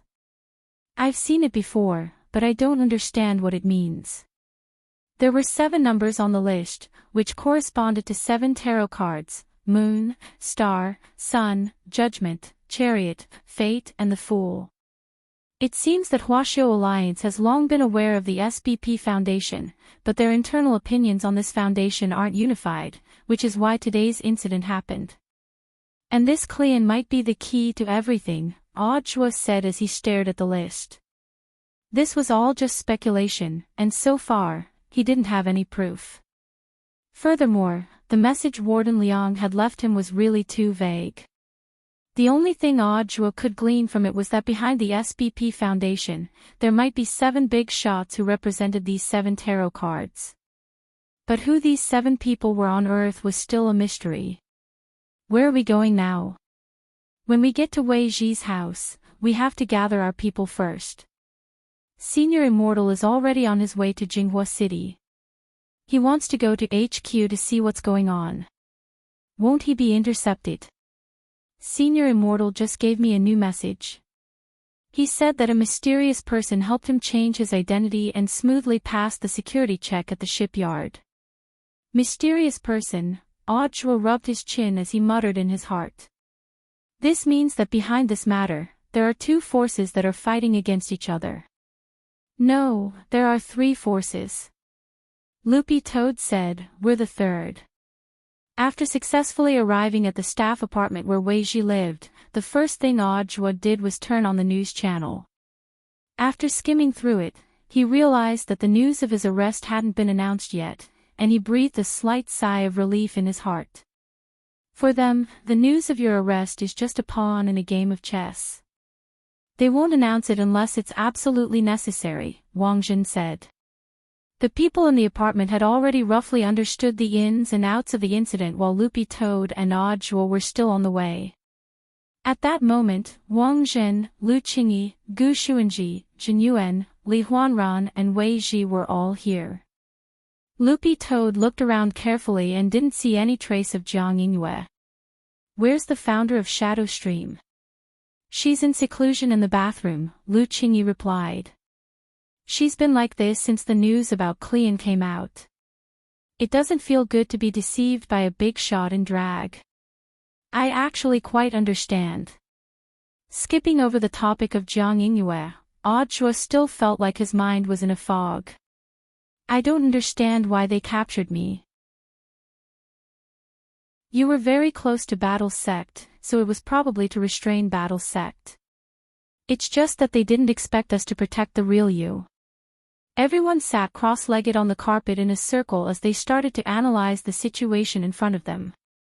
There are at least two forces secretly competing inside Huaxiao Alliance, but I feel like we're missing something, Audhua said. Even if Cleon is from the SBP Foundation, he's just a foreigner. In theory, there's no conflict of interest involved. Huaxiao Alliance also has no reason to protect him. We'll talk about this later. Let's first analyze the information that Warden Liang left behind. Gu Xuanji also felt that this matter was a little interesting. When Audhua showed them the identity information of the 7 tarot cards that Warden Liang had left behind, Gu Xuanji felt that the whole thing had become even more interesting. What are you laughing at? Right now, it's possible that we're the only forces in this mess on paper, and the others don't know each other's identities behind the scenes. Don't you think it's a little like playing werewolf? Gu Xuanji said, if these 7 cards symbolize the 7 people behind the SBP Foundation, then why do they call each other by their code names? Doesn't this mean that they also don't know each other's identities? You mean? Everyone looked at Gu Xuanji as if they understood, but not quite. The way to break out of this situation is actually very simple. We just need to ferret out one of these 7 people, and then make a bold move. At that time, all the things hidden in the deep water will surface. Chapter 12:27. After listening to Gu Xuanji's analysis, everyone nodded. In the end, a keeper of order was a keeper of order. It looked like there was a reason why the Heavenly Tao had taken a liking to Gu Xuanji. To be able to resolve the mystery with just a few words was probably the accumulated experience of a keeper of order who intervened in disputes between various races in the universe all year round and was responsible for mediating. But it was clear that these deductions alone weren't enough to deduce the identity of the person behind the scenes. If we're going to pretend to be one of them and make the jump, we have to at least confirm the identity of one of the 7 ID cards. Wang Zhen folded his arms as he stared at the list on the ground, feeling completely clueless about what to do. Although the cultivation civilization on Earth wasn't as developed as that of the domain of the gods, Wang Zhen felt that he had come to the right place for being trapped on Earth by the Heavenly Tao this time. Where there were people, there were disputes, and the disputes on Earth weren't any less than in the domain of the gods. Although Wang Zhen had felt a little aggrieved when he had first been trapped here, after getting used to life here, he even started to like life on Earth a little. Studying with Ling Jinren was indeed a very happy thing. What did Ling Jinren say? Wang Zhen asked at that moment. Little Master is still doing homework. Loopy Toad couldn't help looking at Wang Zhen, Gu Xuanji, and the other people from the domain of the gods. By the way, have you finished your homework? No. Wang Zhen shook his head. Loopy Toad, then why are you so calm? At that moment, Wang Zhen looked at Gu Xuanji. Old Gu hired someone from number 60 high to send us the answers to all the homework via DingTalk at exactly 2:00 every day. He just copied them. Loopy Toad took a deep breath and couldn't help frowning. This learning attitude was too bad. But it wasn't that it couldn't understand. Earth's cultural knowledge was very easy for these bigwigs from the domain of the gods. Given Gu Xuanji's IQ, he might have developed solutions that hadn't been developed on Earth yet. If they answered the questions based on their habitual thinking, their true identities might be exposed. So in this situation, Gu Xuanji had chosen to hire someone to do the homework, and then copied it himself. Copying homework was the easiest thing to do. Gu Xuanji had learned this skill from Super Chin and Dopey Gua, these 2 wily old foxes who worked from dawn to dusk to copy homework, after coming to Earth. Of course, only Gu Xuanji would spend money to hire people. He was a keeper of order, and his salary was paid by the heavenly Tao. Wang Zhen and Lu Qingyi also basked in the limelight. After being baptized into poverty, they had become very sensitive to all kinds of expenses. If one did not know their true identities, who would have thought that these two people were the Wang clan's young master and the Lu clan's young miss? At this time, the few of them stared at the list on the ground and fell into deep thought. Although they already had Gu Xuanji's deductions, they still had no idea what to do next. But Audra had a feeling that old Liang had left him more clues than that. At this moment, Li Huanran said, "Can I have a look at this list?" "What did you find?" He could clearly sense that Li Huanran's body couldn't help trembling when he took the paper.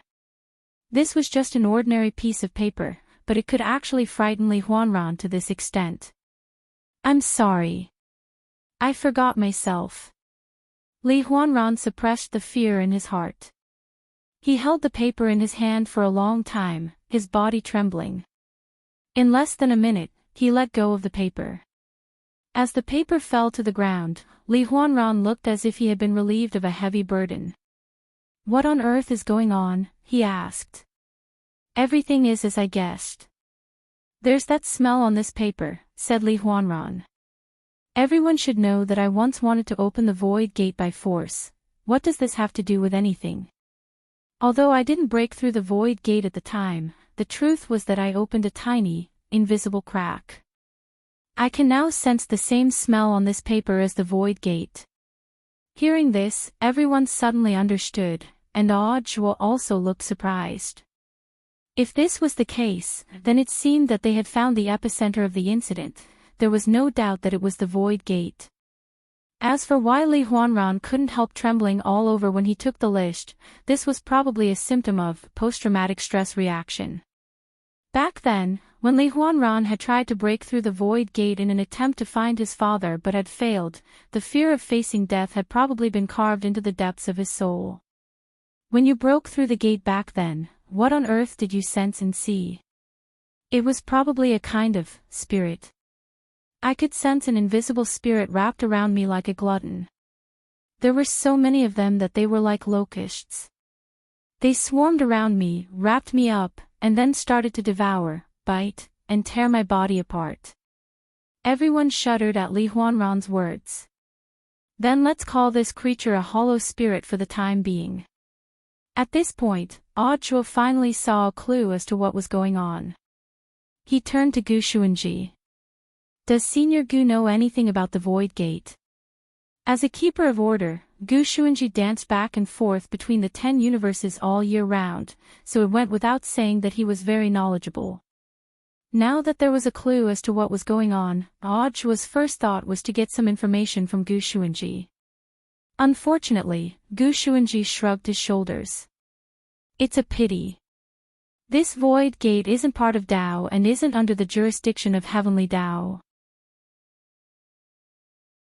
As a keeper of order, I'm useless. There are actually things in the world that keepers of order don't know about." Audra said. To put it bluntly, keepers of order are just envoys sent out by heavenly Tao to do odd jobs. The universe is vast, and there are many things that aren't part of Tao. As keepers of order, we can only watch from afar and can't intervene. Otherwise, we'd be breaking the rules. Gu Xuanji smiled bitterly. "But thanks to little friendly Huanran, we finally have some clues as to what's going on. From Li Daoist's description, there should be some powerful creature behind this void gate that surpasses cultivators on Earth. If my guess is correct, I'm afraid that Qion's purpose in coming to Huaxiao 20 years ago was to investigate the void gate. The void gate has only appeared twice in history. The first time was when Li Daoist's father, Martial Dao Master Li Shaokai, challenged and broke through it. Unfortunately, Master Li was only able to open a crack for less than half a fist before he was swallowed up. The second time was when Li Daoist opened the void gate a second time in search of his father. 2 void gates, what does that mean? I remember a famous scientist on Earth once said that humans should never try to have an equal conversation with a high-level civilization. At the same time, we don't respond to all signals sent out by high-level civilizations. There is a chain of contempt between high-level civilizations and low-level civilizations. For example, the creatures inside the Void Gate may or may not be interested in Earth at all, so both sides have always coexisted peacefully. But I'm guessing that this peaceful coexistence was already broken when the Daoist broke through the Void Gate a second time. Gu Xuanji's voice gradually turned gloomy. If these hollow spirits inside the Void Gate start to show interest in Earth, I'm afraid it'll be a disaster for human cultivators. Do you have any proof? Wang Zhen asked at that moment. Of course. Gu Xuanji picked up the list. The answer is in the list that Warden Liang left for us.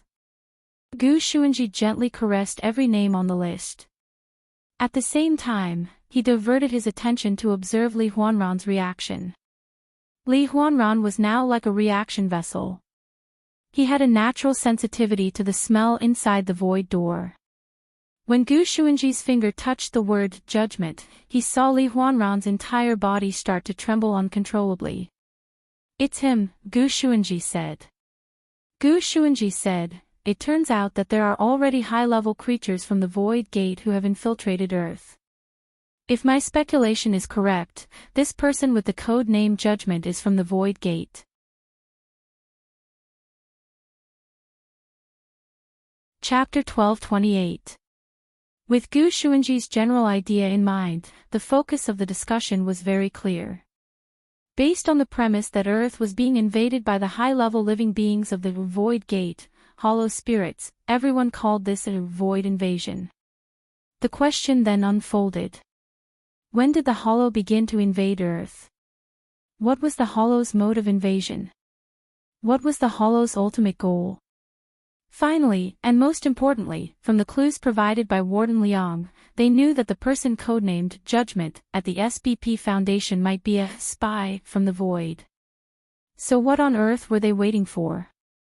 If the living beings of a high-level plane are interested in a low-level plane, their ultimate goal is definitely to invade and occupy territory or destroy low-level living beings for fun. But if this Judgment is already a hollow spirit, then they definitely have another purpose for not making a move.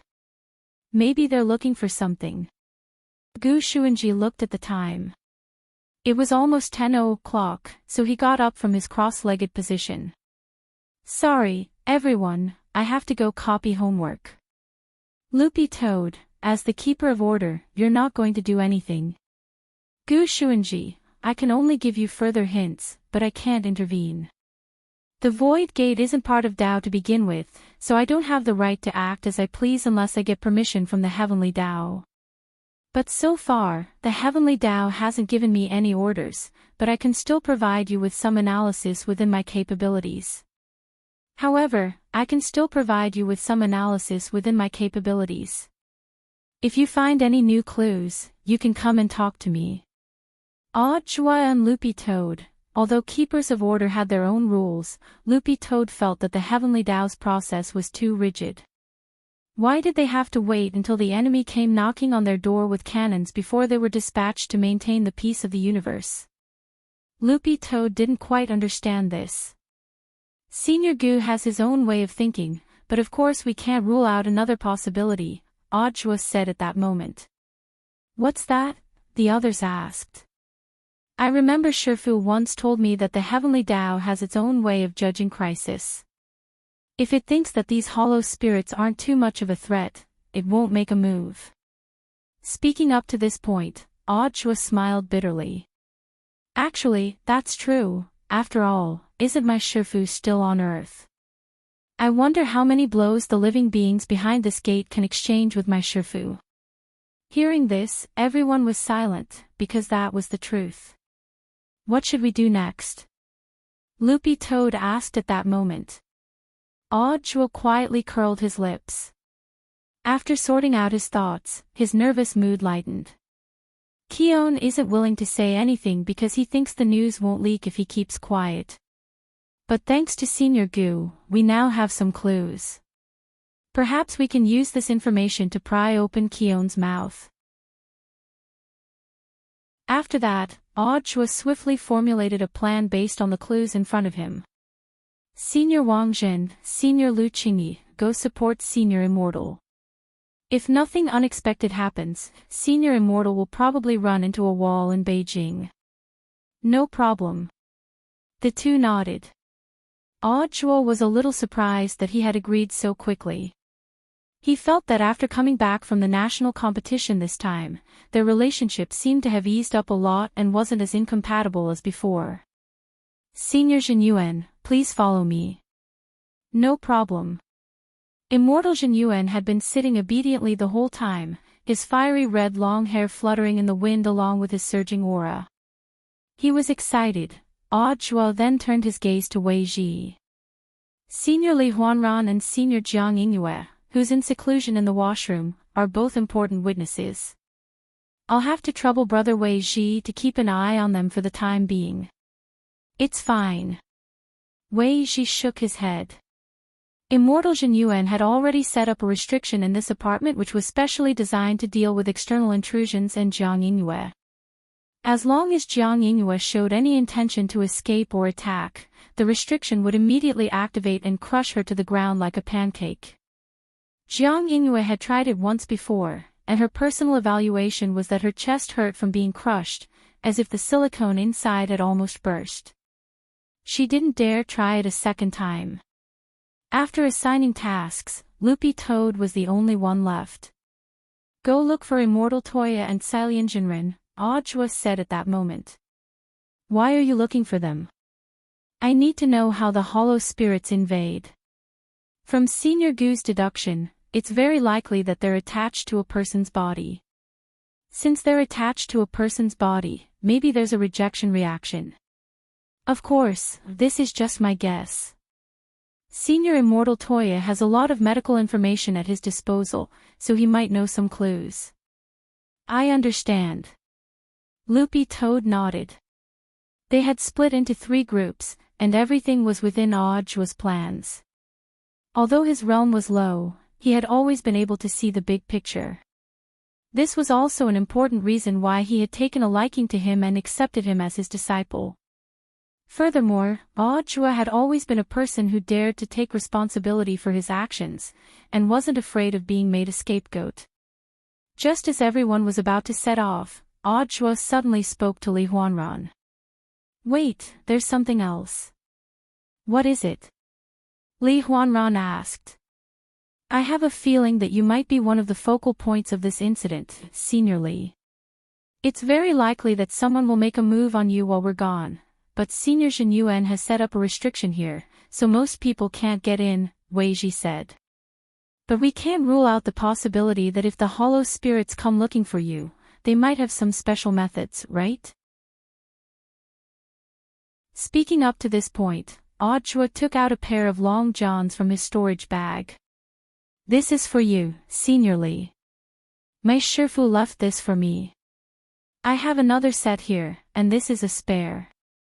Put it on first, just in case. This is... Li Huanran held the long johns with a bewildered look on his face.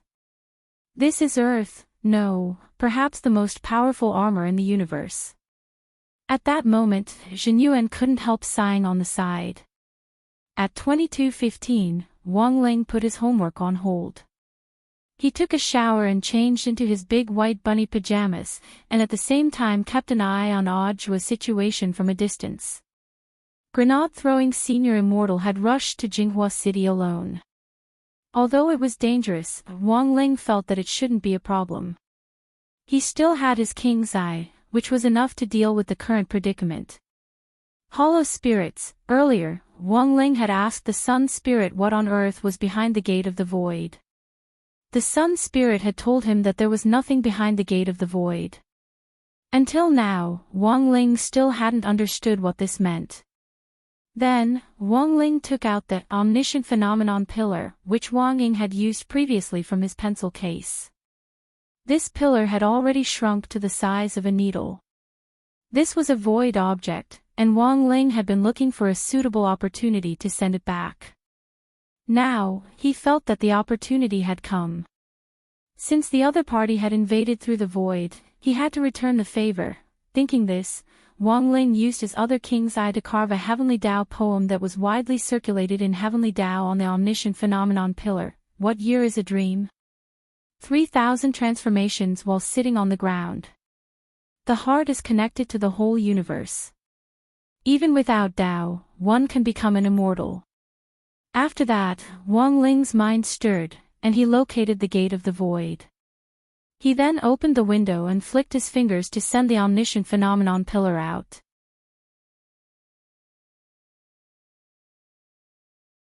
Chapter 1229. Audrey used a face-molding pill on the market to give himself a simple makeover. After taking this pill, his face would be adjusted within half an hour, and his facial features would become as soft as plasticine. However, it was clear that Audrey's face-molding skills weren't very good. He did it in Wei Ji's house, and after he was done, he couldn't help sighing. AI. So ugly. But it's already effective. Leaning against the door, Immortal Jin Yuan scrutinized Audrey in the mirror with a very immortal smile. I've embarrassed myself in front of Senior Jin Yuan. Audrey scratched his head in embarrassment. In any case, he was only doing the face molding for the mission. There was nothing he could do if his skills were too poor. You look like a web novelist now. There can't be an uglier novelist than this, right? Kushwan. After everything was ready, the two of them went to the underground parking lot of the staff apartment and walked up to a white Wuling Hongguang. This was Wei Ji's car and had been specially modified by him. There was a lot of room inside for dozens of large spirit beasts, and it was an essential tool for Wei Ji's family. Now, Audrey had urgently requisitioned it. Wei Ji wasn't worried at all that the car would be damaged. Battle Sect was rich. Even if it was damaged, they would compensate him, and would definitely give him a better one. This car is very sturdy. Jin Yuan touched the white Wuling Hongguang van and found that it was made of armor, the same material used on air immortal warships. It was light and sturdy. Coupled with the magic coating on the outside, it could even withstand a few waves of spirit power missiles. Get in, Audrey shouted and took the initiative to sit in the driver's seat.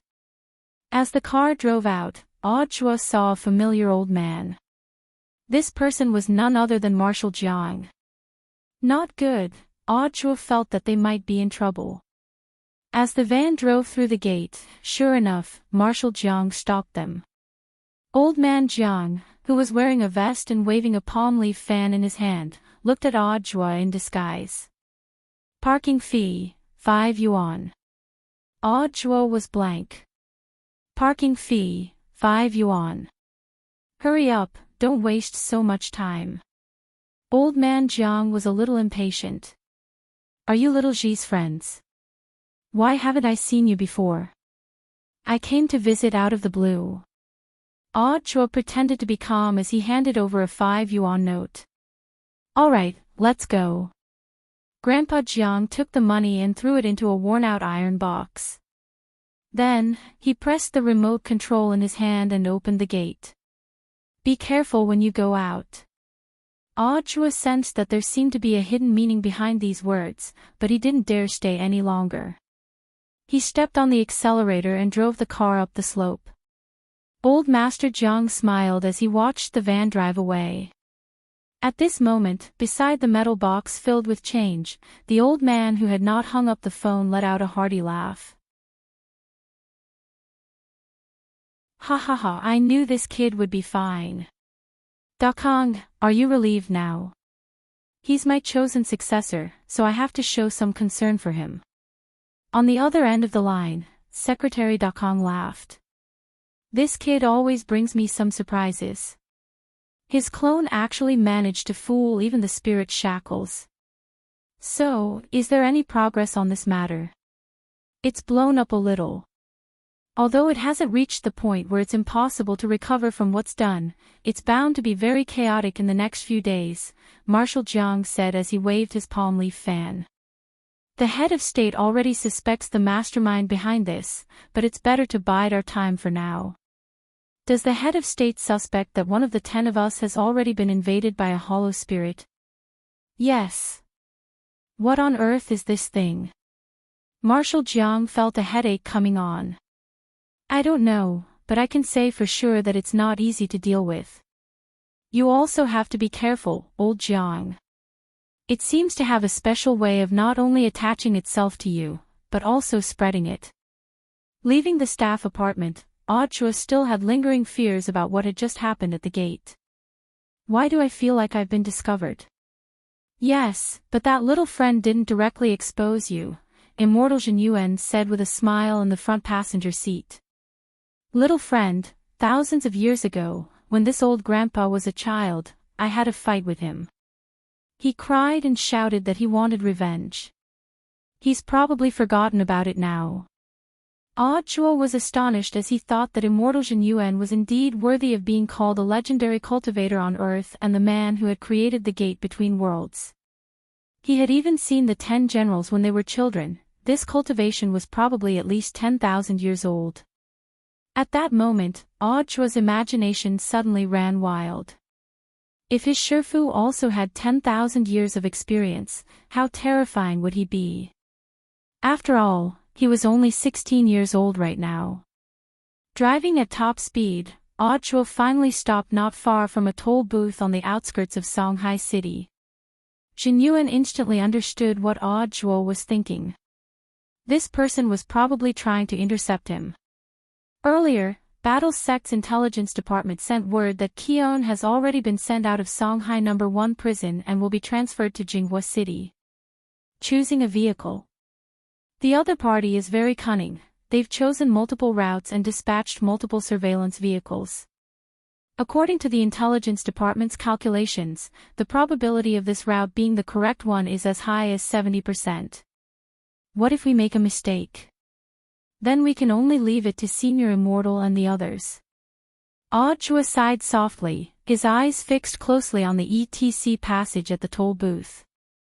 About 10 minutes later, sure enough, a modified black and white surveillance vehicle drove through the passage. He's indeed in the car. Immortal Jin Yuan made his judgment from a distance. His perception was extremely strong, and even though the surveillance vehicle was heavily guarded, he could still smell Keon on it. Although he had never seen Keon before, he knew that he was a foreigner who had been locked up in prison for so long that he hadn't had time to wear cologne to cover it up, so the stench on him was very obvious. Get ready, Senior Jin Yuan. Audrey's spirit was extremely focused. Just as the two of them were about to make a move, several figures dashed out from the green belt on the side. This group of people was dressed in pitch-black night clothes, as if they had been lying low here for a very long time. There were 6 of them in total. The moment the surveillance vehicle passed by, these 6 people attacked at the same time. Their feet kicked away flying swords, and the moment they appeared, they launched a concentrated attack on the surveillance vehicle. It looks like we're not the only ones who want to kidnap them. Jin Yuan put a hand on Audrey's shoulder. Don't move, fellow Daoist Zhua, let's wait and see first. He seemed to have long since anticipated that there would be other people intercepting them, and his expression was extremely indifferent. Sure enough, as soon as he said this, the manhole covers on both sides of the road were suddenly lifted off, and a second group of people scuttled out. They were also dressed in night clothes and covered themselves very tightly. From a distance, Jin Yuan could smell the strong scent of herbs on this group of people, who seemed to be engaged in alchemy all year round. 2 groups of people. Audrey was astonished. Including them, there were already 3 groups of people. Immortal Jin Yuan shook his head, his face expressionless. No, there's still one more. Then, Audrey saw several well-built figures descend from the sky like heavenly soldiers as they abruptly dropped in the middle of the road. So many people. The corners of Audrey's mouth twitched. But looking at this lineup, it was already enough to see how critical Keon was. No matter what this person said, they had to take him down. Don't worry, fellow Daoist. Just watch me perform. At that moment, Immortal Jin Yuan smiled slightly and narrowed his eyes as he gazed at the battlefield in front of him.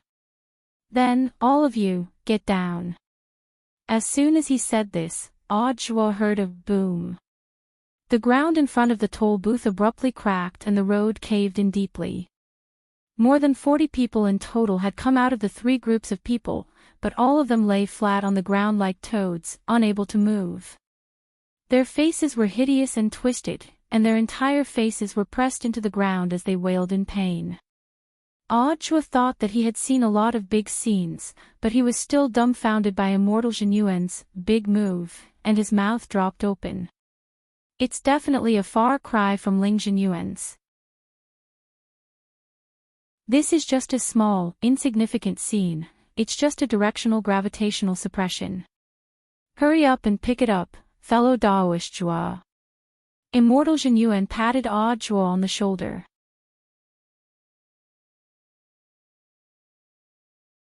Chapter 1230.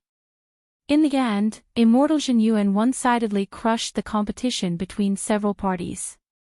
Audhua used his spirit sword to break open the door of the inspection van. When he saw that Cowan had already fainted, he didn't think too much about it as he directly picked him up and sprinted 100 meters. He opened the back of the Wuling Hongguang and threw the man inside before driving away as fast as he could. Things had progressed more smoothly than Audhua had imagined. His next step was to drive to Battle Sect, whose mountain gate was outside Songhai City. At the moment, Battle Sect was a relatively safe place. Even if someone wanted to pay a visit, it wouldn't be that easy. Audhua had already decided to pry open Cowan's mouth before anyone tracked him down. Audhua walked for about 5 or 6 minutes before the gravity suppression Immortal Jin Yuan had set up in front of the toll station was unlocked. With the power of a venerated immortal, you could do whatever you wanted. The 3 groups of people got up from the ground one after another. Their faces were plastered with gravel and some of them had blood stains on them. All of them were covered in dirt, and felt a little dizzy. Being suppressed by gravity for a long time would block blood flow, so the first thing they felt after getting up was numbness in their legs. More than 40 people got up from the ground, all of them wearing night clothes. Unable to tell friend from foe in the dazzling divine pool, they directly circled the inspection van. Who the hell are you? Who are you? The 3 groups of people asked each other questions as they took out the magic weapons in their hands and threatened each other.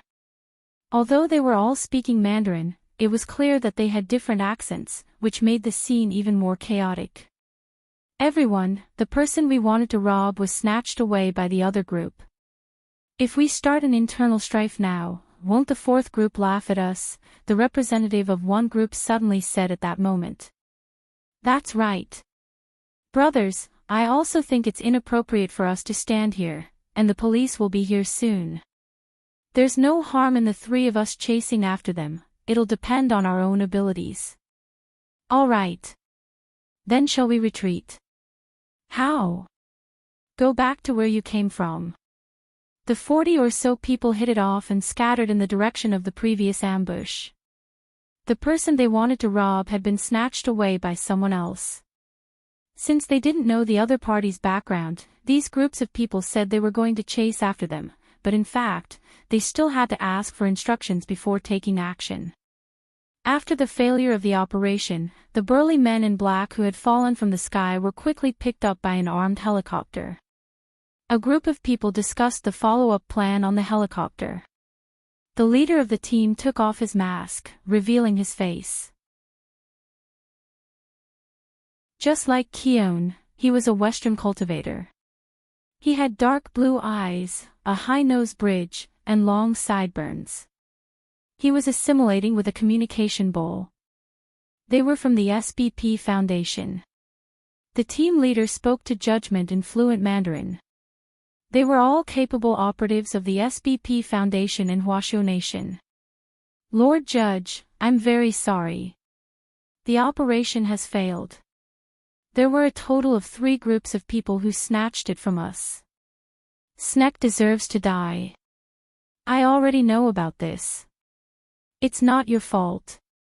The black shadow on the other end of the communication ball said, furthermore, I already know that of the three groups, one is from Huagua Water Curtain Group, one is from Huaxiao Alliance General Alliance, and the last one might be from Battle Sect. The War Sect actually has such a powerful expert? Snake's heart trembled. Don't panic, I will immediately send someone to support you. You just need to follow the instructions I'll give you later and wait at the designated coordinates. Yes. Snake nodded. At this point, the call between the two of them was cut off. On the edge of a cliff in Mixiao Nation's lonely forest, in front of an ancient castle bathed in moonlight, the black-cloaked owner of the castle stood on the edge of the cliff and slowly stretched out his arms to embrace the moon, praying devoutly to the Great Void in the name of judgment. Great Lord of the Void. Thank the Lord for your salvation. I beseech the Lord to save the people of the Void and restart the Void. We, the people of the Void who are lurking here, will surely offer the Lord our most sincere gift of life. After the prayer, the owner of the cloak returned to the castle. The old woman standing silently by the door took off the owner's cloak and hung it on a hanger. The owner of the castle finally revealed his deathly pale face, devoid of all blood. In front of a gorgeous long dining table, 2 tall candlesticks gave off light, and the old woman pushed a dining cart. Lord Bai, the tonic is ready. Please enjoy. The young man coughed. He scooped up a spoonful of red medicinal soup and leaned close to savor its aroma. It was as if that wonderful feeling could make him forget all his troubles for a short period of time, forget his past, and even for a moment, forget that young man whom he hated to the core. For countless nights, that pair of dead fish eyes had been tormenting him like a nightmare. Before drinking the soup, the young man glanced at the old woman out of the corner of his eye. My name is Su Bai, and I am a citizen of the Void. The Baiju of the past has nothing to do with me anymore. Yes, this old servant will remember. Only then did the old woman realize that she had made a slip of the tongue. After bowing, she hurriedly pushed the dining cart away. As the young man had said, the Great Void had given him a third life, which had been given to him by a white-haired young man whose face couldn't be seen clearly. Unfortunately, that young man hadn't put him in an important position. He had once been a lord, but after he was resurrected, Baiju realized that he was worse than a dog. In extreme grief and indignation, Baiju chose to end his life. His third life had been bestowed upon him by the Void. The Void had given him everything he wanted, and had even helped him advance into a higher life form called a Hollow Spirit. In the days that followed, he began to look for a host. Then, this Mr. Judgment of the SBP Foundation became the perfect host for him.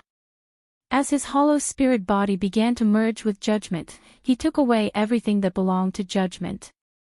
Memories, realm, wealth, reputation. With the help of the Void, he had regained all of these things that he had once lost. At that moment, he had changed his name to Su Bai. He was a devout citizen of the Void. Furthermore, he was a higher life form than human cultivators. With the nourishment of the medicinal soup, it wouldn't take him more than a few days to completely adapt to Judgment's body. He was now confident that he could kill Wang Ling. But he didn't want to be in such a hurry. Letting a person die wasn't the greatest torture. The greatest torture was to make a person lose all the things they wanted. Su Bai had thought it through very thoroughly. What he wanted to take away was the peaceful life that Wang Ling yearned for the most. Wang Ling, what are you going to do? The young man put spoonful after spoonful of the red medicinal soup into his mouth and sneered. He had already finished praying in the darkness of the night.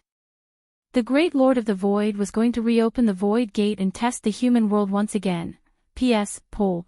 Please guess how many slaps Wang Ling can take from Su Bai.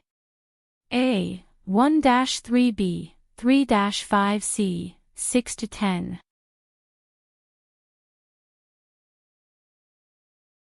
Chapter 1231. For a long time, people have been pursuing higher levels of evolution. This is also the reason why cultivators have been pursuing higher levels of cultivation. Countless cultivators pursue higher realms for strength, for longevity, and even more so for the pursuit of a higher form of life. Inside the battle sect, Kun was holding a cup of hot coffee as he explained the situation that he knew. It seemed that he was going to talk about the origin of human beings and cultivation.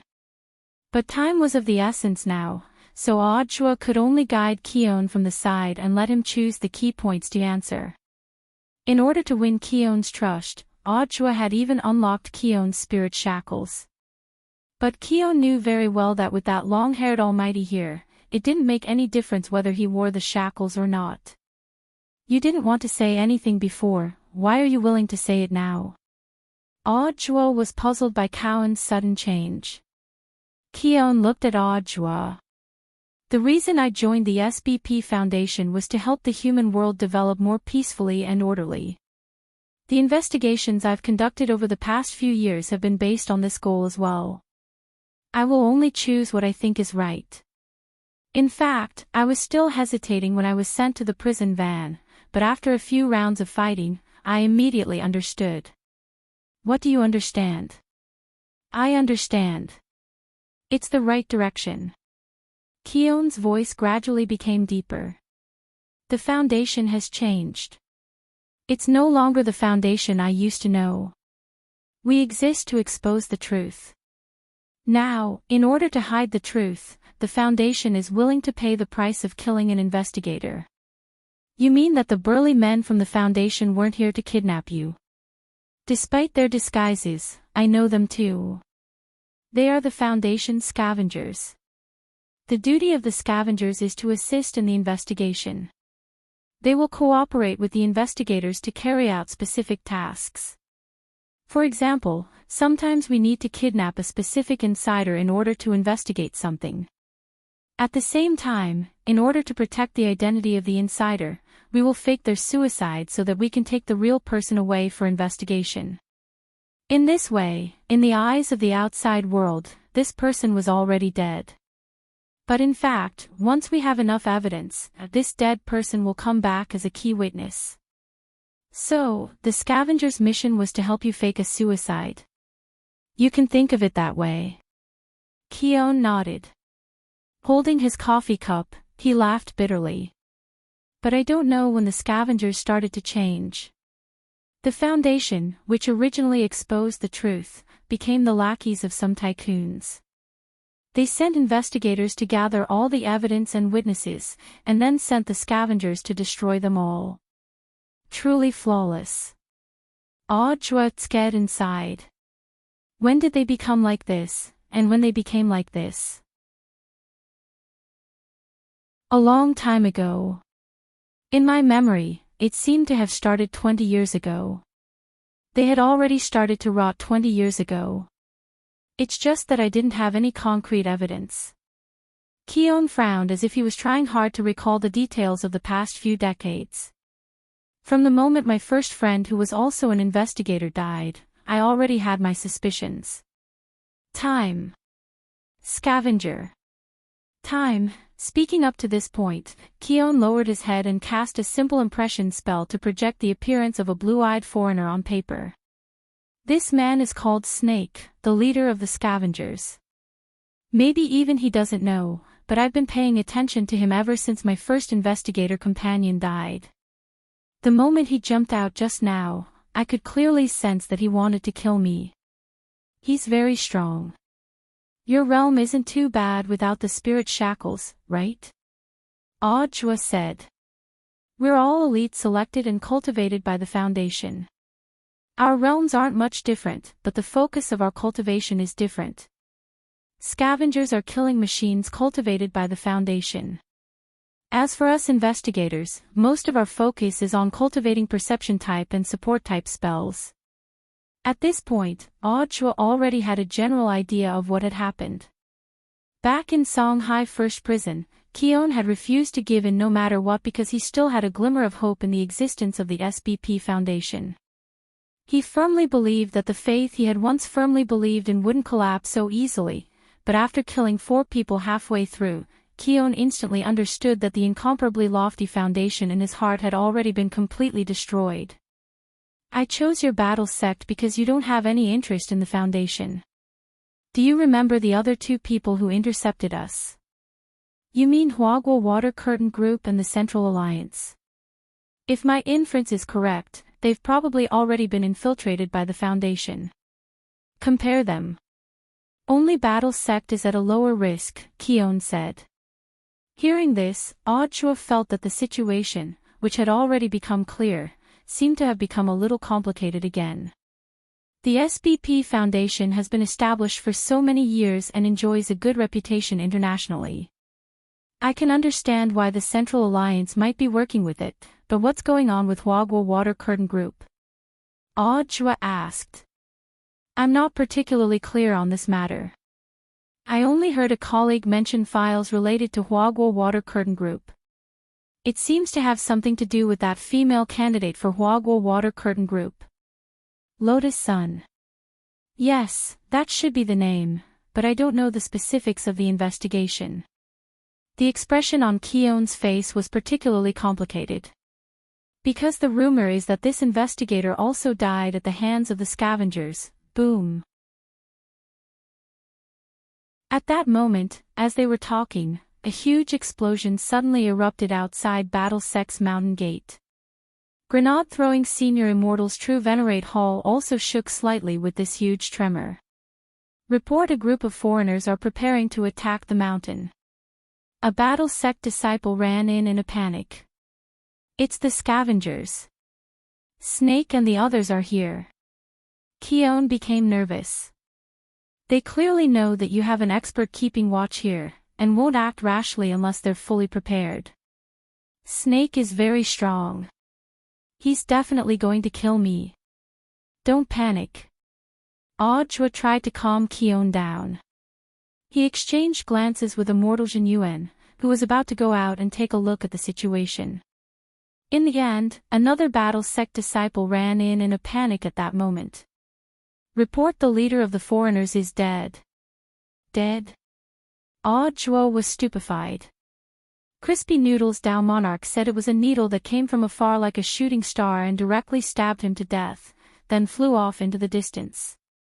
Hearing this, Audra sucked in a cold breath. Were the villains nowadays so shameless? They didn't even have a chance to make an appearance and had died just like that.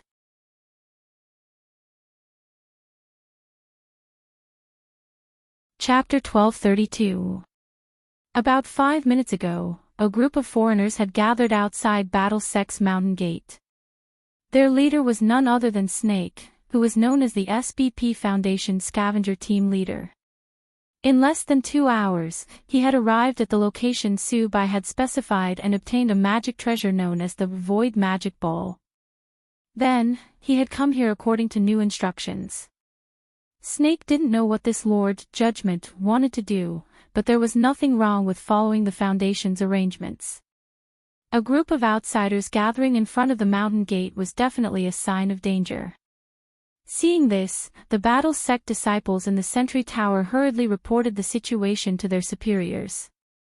Very quickly, a stream of golden light rose from the heart of Battle Sect and descended from the sky in front of this group of scavengers. The powerful aura made the scavengers involuntarily take a few steps back. Snake stared at the young-looking boy in front of him with his dark blue eyes set in deeply sunken eye sockets. We are here on the orders of the SBP Foundation. Please ask the person in charge of your sect to come out and return him to us. After saying this, Snake also tried to recall the origins of the person in front of him in his mind, but he found that he had no impression at all in his mind. Crispy Noodles didn't reply, and just stared quietly at Snake. According to Battle Sect's rules, anyone who provoked the mountain gate, Battle Sect would never make the first move. Seeing that the youngster was standing still, Snake looked a little impatient. Aren't you going to ask the person in charge to come out? Or are you the person in charge here? I'm just a security guard, Crispy Noodles answered honestly. In reality, he had been assigned to many departments in the Battle Sect, and was a proper replacement player. Wherever he was needed, he would go. Today he was in charge of security, but tomorrow he might become the disciples' coach and guide their cultivation. As Wang Ling's sub-account, Crispy Noodles was just a real clone, but he unexpectedly gave people a reliable and reassuring feeling. When the disciples in the Sentry Tower saw Crispy Noodles arrive, they breathed a sigh of relief in their hearts. Almost all the disciples in Battle Sect knew how strong Elder Crispy Noodles was. "Mr. Security Guard, your Battle Sect stole our people, so you should give them back to us. If you persist in going about things the wrong way, we'll have to take them by force," Snake threatened.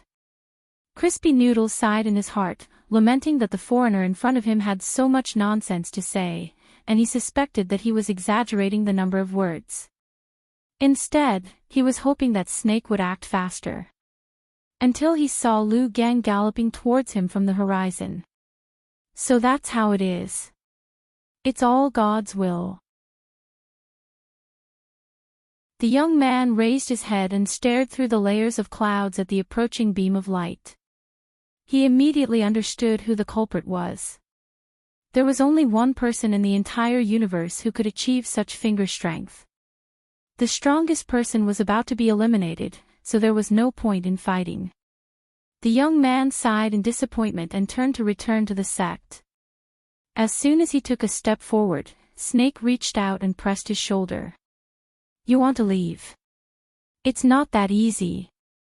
The domineering spiritual power passed through Snake's body like an electric current, and the young man's body paused for a moment before he ignored the pressure and continued walking forward. Snake was furious in his heart. Although he had long heard that since the rise of the Battle Sect, each disciple inside was more arrogant than the other, why was even a security guard so King awesome? "You're going too far." The next moment, Snake roared, and his body began to multiply at a speed visible to the naked eye. He swelled into a steel giant that was 10 meters tall. This was the body doubling amplification spell, a spell that developed the body's potential to the extreme. A huge shadow covered the sky and the sun, completely blocking out the sunlight overhead. As expected of young Master Ling, he even managed to capture the situation after the amplification. Crispy Noodles' expression was indifferent as he continued to stride forward expressionlessly. When he had seen the phenomena pillar flying toward him earlier, there had actually been a deviation of several meters. That was to say, if Snake hadn't used this amplification spell, he would have been able to escape this calamity. But now, it was almost certain death. The next second, under everyone's watchful eyes, a needle flew down from the sky and hit the back of Snake's head with a poochie sound, directly piercing through his entire head. It was a bloodless needle.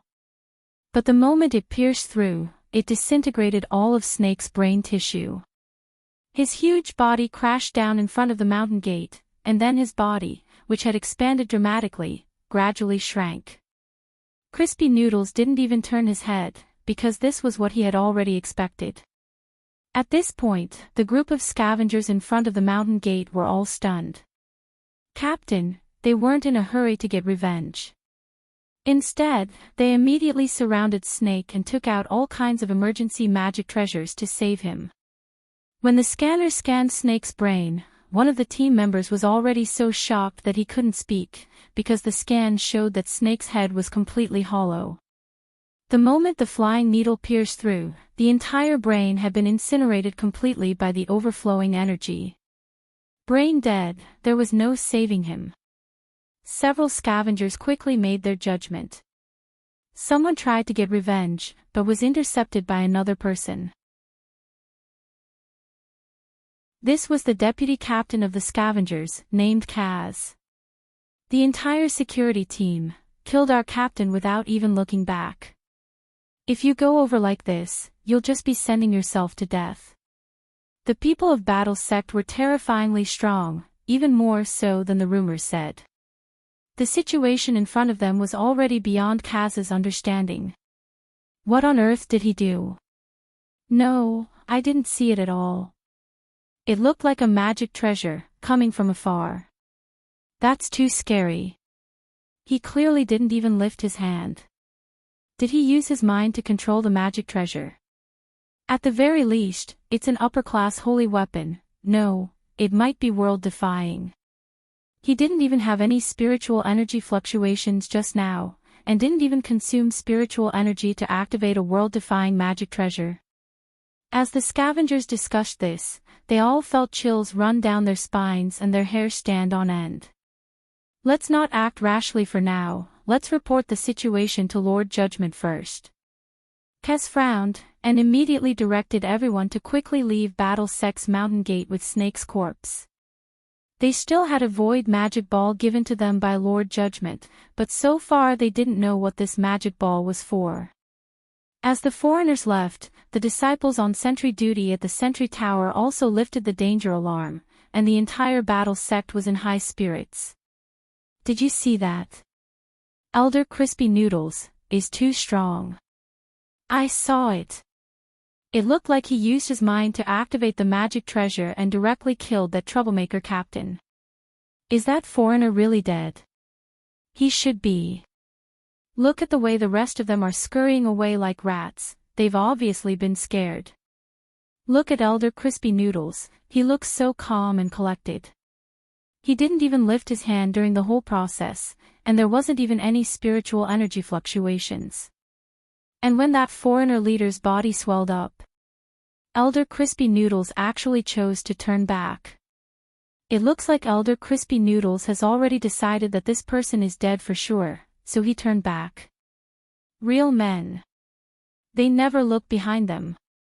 Crispy Noodles smiled bitterly in his heart at these remarks. Although he was a fill-in player, he hadn't expected that he would also have to fill in as the scapegoat. Wasn't this stealing Audiobook's job?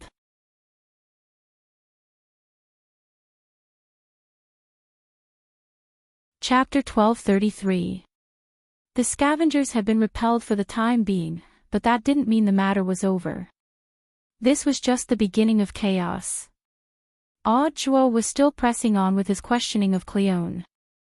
On the other side, the various forces were also making their own moves. The towering Huagua Water Curtain Group building was empty. Everyone had been evacuated in advance. Only the men in black who had been sent out earlier were left to report on their work. Sunny Yuan's face was exceptionally ugly. He hadn't expected so many people to be involved this time. Not only were overseas foundations and combat sects involved, but even the main alliance was also involved. Furthermore, it seemed that these forces had branches that were secretly fighting each other. Legend has it that the Foundation has a scavengers team, which are killing machines specially bred by the Foundation. I never thought it would actually be true. When the men in black finished their report, Jiang Shaoqi also had a very surprised expression. Then he frowned deeply. Master, I'm afraid we've already exposed our identities by getting involved this time. Sunny Yuan glanced at Jiang Shaoqi and shook his head. No, the truth is that our operation this time was secretly instructed by the main alliance. Otherwise, do you think I would have the guts to get involved in this matter? Instructed by the main alliance. Jiang Shaoqi was even more surprised. To be exact, it was directly instructed by His Excellency. It's actually His Excellency. Jiang Shaoqi's eyes widened. Judging from the outcome of this operation, the situation is worse than I thought. Since His Excellency instructed me to get involved, it proves that there might already be a spy in the main alliance that His Excellency doesn't trust. Saying this, Old Man Sun frowned slightly. It was just that they still didn't know where on earth this spy came from. Was it someone from the Foundation? Or was it an unknown force from somewhere else? None of this was known at the moment. Sunny Yuan was a veteran. A company could never be above the state, he understood this principle. Although Huagua Water Curtain Group was astonishingly wealthy, Sunny Yuan wouldn't get involved in this matter without authorization. Of course, as a businessman, the more Old Fox Sun took the risk to get involved this time, the more conditions Huagua Water Curtain Group would raise. Sunny Yuan didn't lack anything in his life, be it wealth, beautiful women, or any novel objects. Everything a secular person wanted was fleeting in his eyes. The only person he treasured was his granddaughter. As long as Lotus Sun's yin and yang death tribulation wasn't resolved, he would be on tenterhooks. Thus, Sunny Yuan's condition was that after this matter was over, he wanted the headquarters to do their utmost to break the yin-yang death tribulation. Looks like we have no choice but to interfere in this matter. When Jiang Shaoqi heard this, he understood Huaguo Water Curtain Group's current situation. Judging from the current events, the General Alliance might have lost the trust of that lord because of the traitor. That lord had no choice but to ask the Huaguo Water Curtain Group to secretly investigate. They were already involved in this matter, so it was naturally impossible for them to escape unscathed. However, there was one thing that Jiang Shaoqi did not quite understand. He bluntly asked, why did that lord not allow the battle sect to investigate? I was also thinking about this before. Old Man Sun said, maybe you have your own concerns. Or perhaps Master feels that the battle sect has a close relationship with the headquarter alliance, and that there might be a mole within. But the problem is that the person has already been snatched away by the war sect. Jiang Shaoqi wanted to cry, but no tears came out. They were now caught in the middle, and their situation was very awkward. They couldn't win in a fight, and couldn't extricate themselves from this matter. The whole situation was quite unfavorable for Huaguo Water Curtain Group. Most importantly, their actions just now had exposed their identities. The mole at the headquarters and the Foundation scavengers could make a move on Huaguo Water Curtain Group at any time. This situation of being attacked from the front and the back could be said to be a stalemate. Now, Jiang Shaoqi finally understood why Sunny Yuan had ordered all the employees in the building to be evacuated yesterday. Obviously, the old man didn't want to implicate the innocent employees. Now we can only gamble. After thinking about it, Old Man Sun quickly made a decision. Everyone else evacuate. Shaoqi, come with me to the Sun family treasury. Hearing this, Jiang Shaoqi's pupils shrank. Master, since we're already involved and can't extricate ourselves, there's no harm in blowing things up a little. Saying this, Old Man Sun got up and took off his suit jacket. Underneath the jacket, his strong muscles pushed up his white shirt, which was especially conspicuous. Going to the Sun family treasury, how many years had it been since Jiang Shaoqi had heard this sentence? This was the signal that Old Man Sun was going to the treasury to retrieve his ancestral magic artifact and was personally coming out of retirement. At that moment, Sunny Yuan wasn't sure if he could trust Battle Sect. But as long as he gave it a try, everything would become clear. On the other side, Audhua had already made a new breakthrough in his questioning of Cowan. Their topic had already turned to hollow spirits. This was a strange and mysterious term that Audhua had only heard today. There's actually such a thing as a void invasion. Audhua was secretly astonished after listening to Cowan's words. These had all been Gu Xuanji's deductions at first, but Audhua hadn't expected them to be confirmed by Cowan. Void invasion, you've summed it up very well. Cowan smiled bitterly. Our world is indeed suffering from the merciless invasion of void creatures. Did you come to Xiao Nation to investigate 20 years ago? To be exact, it should be earlier. The large amount of evidence I have shows that the hollow spirits appeared earlier than the Foundation thought, Cowan said. It's just that they've been secretly observing humans before this, and have been lurking in the human world for a very long time. Furthermore, there weren't many of them at the beginning. They didn't reach the point where we needed to be on guard at all. Observing humans. Audhua couldn't help sighing when he heard this. Just like humans playing with little insects in a greenhouse. Cowan smiled. That's a very good analogy. Perhaps to them, we are indeed like insects trapped in a greenhouse. Because the hollow spirits themselves are indeed a higher form of life. They're like wind and light, like clouds and fog. They don't have a physical body, but they're extremely intelligent. But why would such highly intelligent creatures be interested in ants in their eyes? The evidence I have so far is still limited, so I can only make assumptions, Cowan said. After a long period of observation, I realized that they seem to be looking for something. The current void invasion is precisely because of this thing. What kind of thing? Audra asked. It doesn't have to be something, it could also be a person, Cowan replied.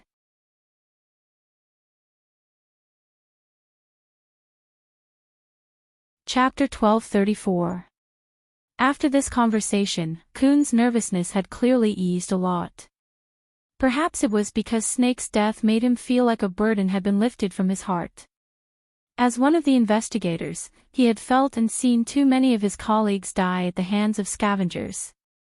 At some point in time, Kuhn had also started to fear scavengers in the depths of his heart. But now, with Snake's death, everything had become a relief.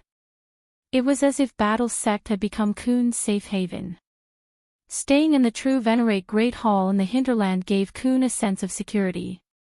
This newly established sect had leapt to the top 10 of the world's sects at an almost bizarre speed. It firmly occupied the throne of third place. Apart from the fact that its economy and the overall quality of its disciples couldn't compare to the top 2 sects, it was practically beaten in every other aspect. The first 2 required a long period of development to accumulate.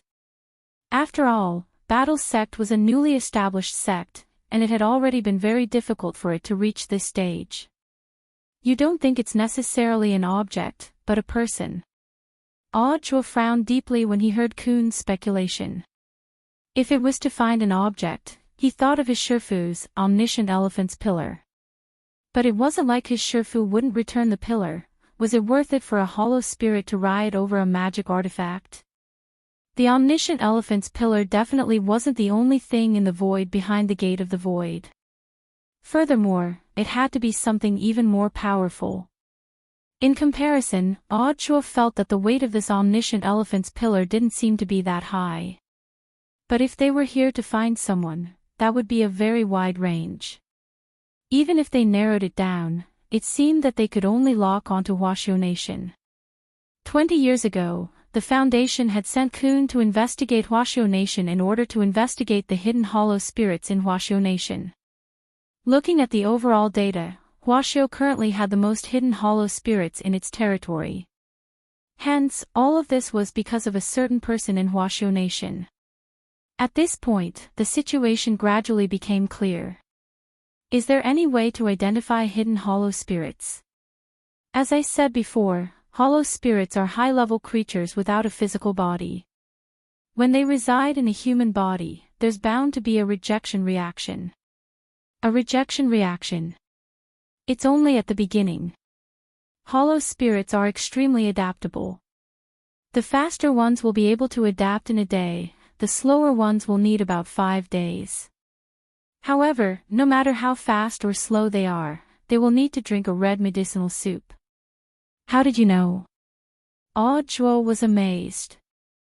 I've had cases of people being possessed by hollow spirits. That gave me good information. At this point, Cohen couldn't help but break out in cold sweat. Riches come with risks.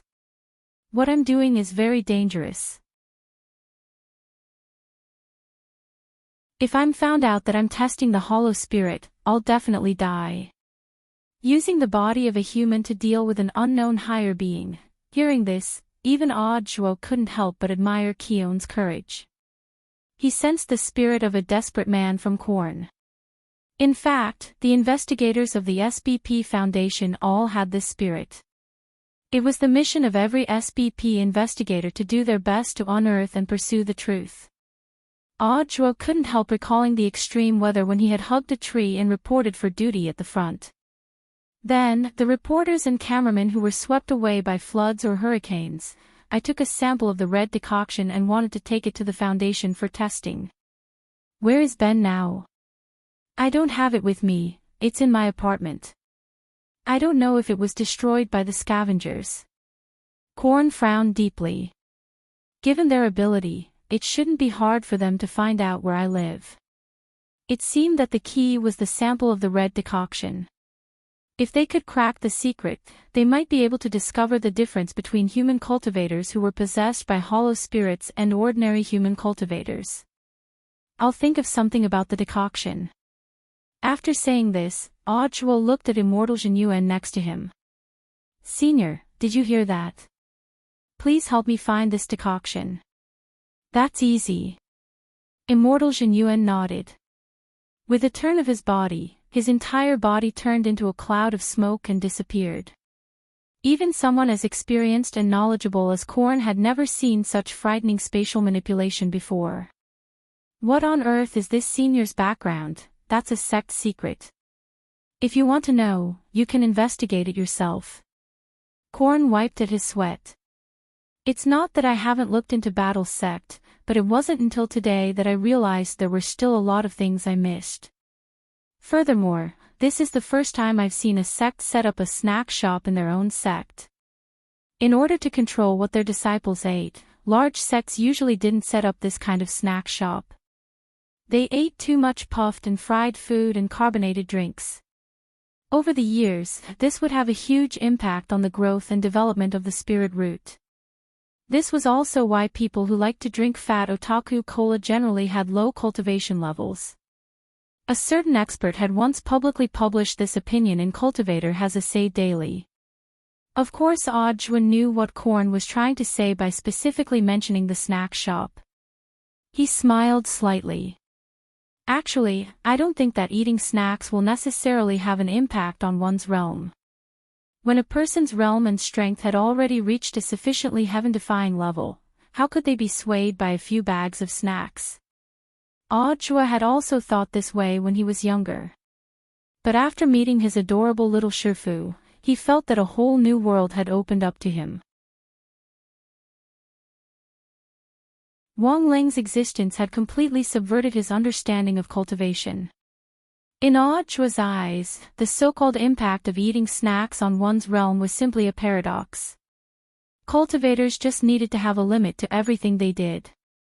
Thus, Audio believed that eating less or occasionally wouldn't have an impact on the development of the spirit root. I don't agree with Mr. Zhuo's point of view. The reason I have my current cultivation is because I've never eaten those so-called junk foods since I was a child. Korn smiled.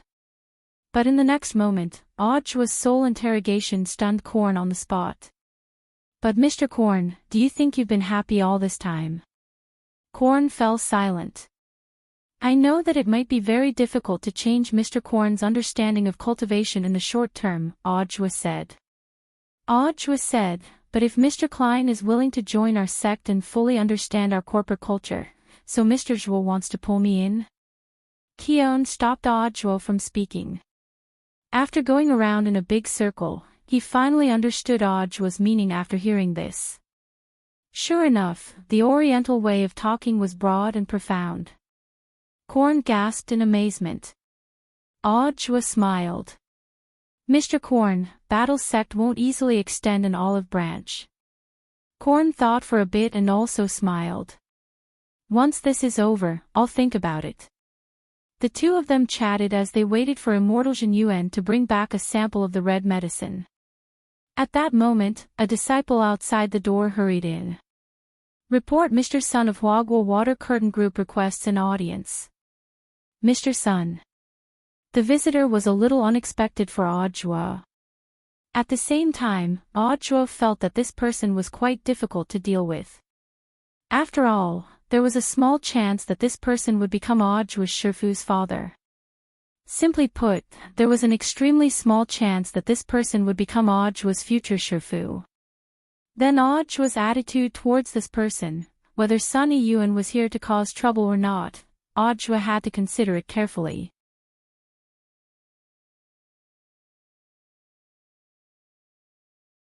Chapter 1235. Battle Sect Central Lakeside was a place specially built for disciples who specialized in water magic. A pavilion stretched along an elegant winding corridor along the shore to the center of the lakeside, dividing the entire lake. Under the baptism of the moonlight, it had the beauty of yin and yang separating the dusky dawn. Sun Yun entered through the mountain gate, and after being informed by a battle sect disciple, he was led here. When he left the mountain this time, he was already prepared to fight. However, he did not expect that the way the war sect treated him was unusually gentle. On his way here, Sun Yun had just received news that one of the scavengers had died. One of the team leaders had already died.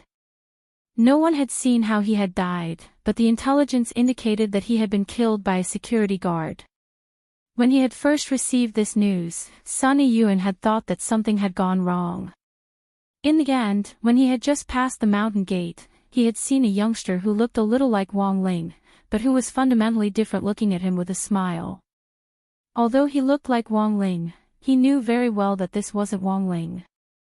His aura was fundamentally different, and from what he had always observed about Wang Ling wasn't someone who knew how to smile. But this youngster in front of the mountain gate was smiling at him. It was a smile that sent chills down his spine and made his hair stand on end. If he were to fight with that youngster just now, what were his chances of winning? Sun Yun had been pondering this question on his way to the central lakeside. Battle sect's battle strength was too terrifying. Even the security guard at the entrance was a sweeping monk. No wonder Battle sect had been able to quickly secure its throne as the #1 sect in Huaxiao Nation in just a few short months after its establishment. If this continued, Battle sect would probably be able to easily take down the #1 position in the world. Sun Yun waited in the pavilion for a while.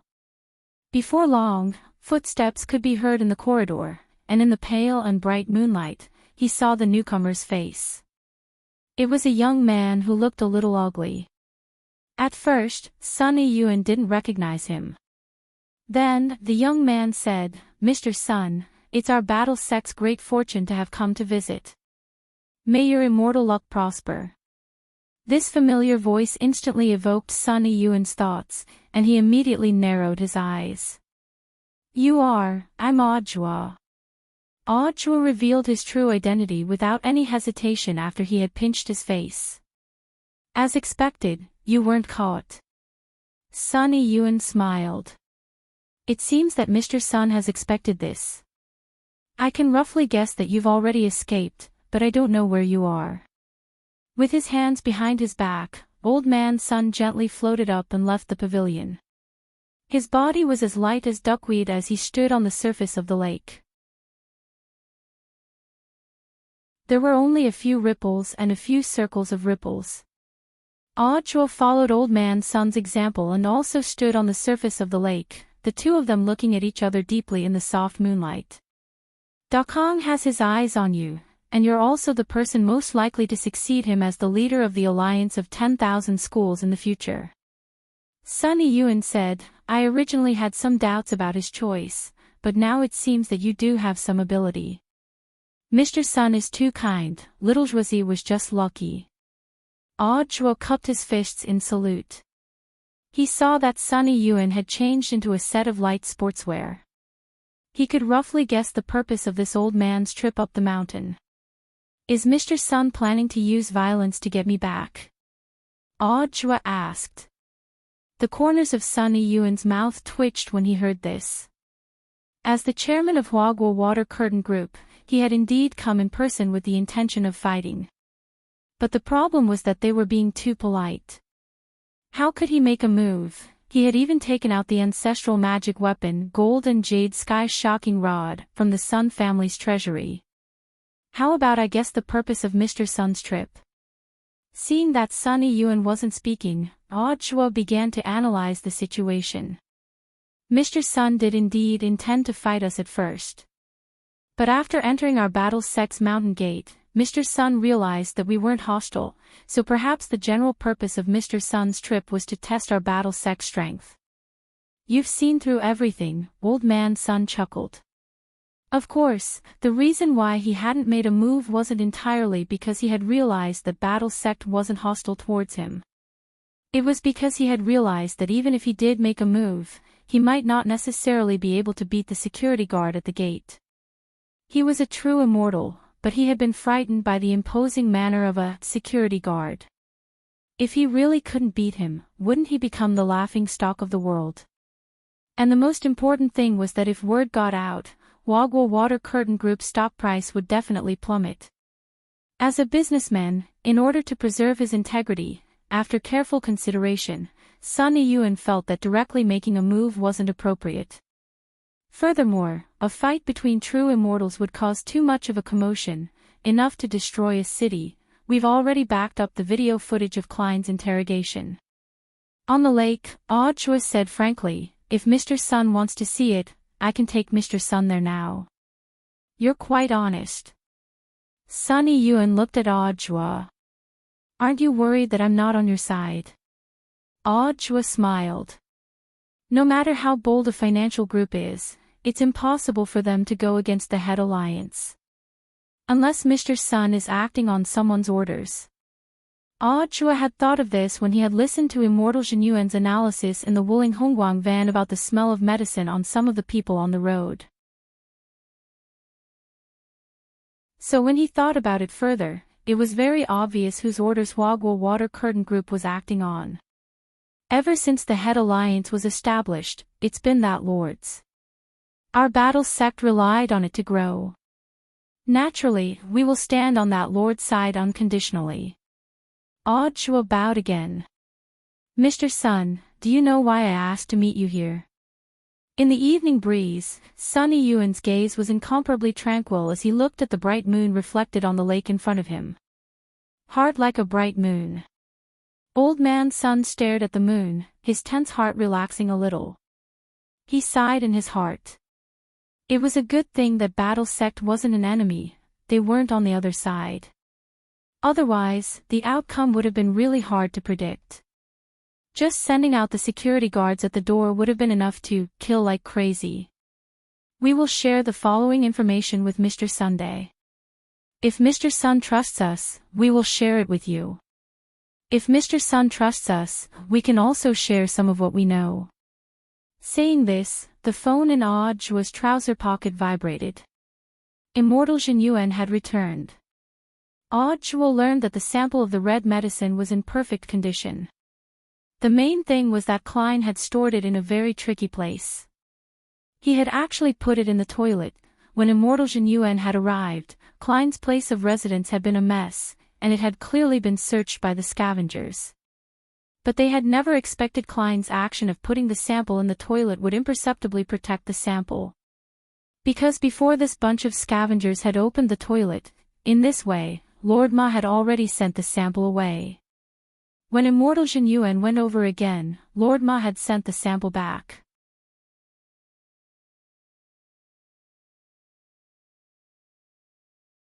Chapter 1236. There was no toilet in this world that was stronger than Lord Ma. Not only was he an enlightened spiritual monster who had seen the buttocks of the men from the Wang family, but he was also a spiritual monster who controlled the toilets of the entire earth. If he reached the standard of a grade 4 enchantment, this range could be expanded. As Wang Ling's chief disciple, he naturally knew how powerful Lord Ma was. This kind of teleportation ability could only be described as heaven-defying. This matter is all thanks to Lord Ma. Chua listened to Immortal Jin Yuan's explanation in the Great Hall of True Venerated. He couldn't help but mutter to himself again. Who is Lord Ma? Sun Yiyuan sat on the guest chamberlain's chair and revealed a curious look. Lord Ma was an enlightened gremlin, so of course Chua couldn't reveal his identity. However, he didn't want to lie to old man Sun, so he thought of a reasonable explanation. He's an excellent courier. Then the courier has done a good job. Sun Yiyuan was also full of praise. He is indeed dedicated. Chua nodded. Lord Ma's professionalism wasn't just for show. He heard that Lord Ma was in a relationship recently. And his love partner was the cosmic god tree that had previously drained his nutrients. This should be the first among all the monsters in the Wang family's small villa to be single. What was even more unexpected was that Lord Ma, who was no longer single, actually didn't look that young. However, as the saying goes, beauty is in the eye of the beholder. Miss Cosmic God Tree liked Lord Ma, so there was nothing she could do about it. It could only be said that it was worthy of being a spiritual monster that was enlightened by Master. She was clearly in love, but she still completed her mission. Hearing this, Immortal Jin Yuan couldn't help sighing at Audua's eloquence. He could turn the story of a greedy girl begging for fertilizer into a love story of a dedicated courier. Audua was indeed a rare talent. How long will the test take? Old Man Sun sat in the guest seat and took a sip of tea. He had been observing Immortal Jin Yuan since the beginning. Because this was another expert he didn't know. In his heart, he was glad that he didn't really make a move just now. Otherwise, he would have no place to hide his old face. This Shan Zongtian was too terrifying. Nameless experts at the level of sweeping monks were everywhere. This was King ridiculous. Immortal Toya is already experimenting, it should be soon. However, in the end, I'm afraid that our Battle Sex medicinal laboratory is not as advanced as Mr. Sun's groups. Speaking up to this point, Audua narrowed his eyes slightly and smiled. Everyone knows that Huaguo Water Curtain Group built the first 5th grade elixir laboratory in the country. Unfortunately, our battle sect is currently short on funds, and we still have so many disciples to feed. We still can't afford to open this laboratory. Sun Yiyuan choked on his saliva. He wasn't a fool, and of course he understood what Audua was hinting at. No, this already couldn't be considered a hint. In Audua's view, it was already clear. However, Sun Yiyuan did not intend to accept this. The construction cost of a level 5 pill laboratory was especially expensive, at least 1 billion immortal gold. With this amount of money, he could open a new sky-class sect. Any investment must pay attention to the return, and he was not a philanthropist. He was a businessman, and he would not invest without a good reason.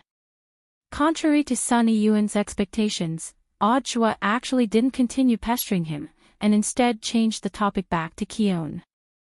Mr. Keone, I remember that the SBP Foundation was also founded by the International Alliance of Cultivators back then.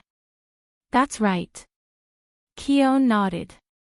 This was a fact that everyone knew, so there was nothing to hide.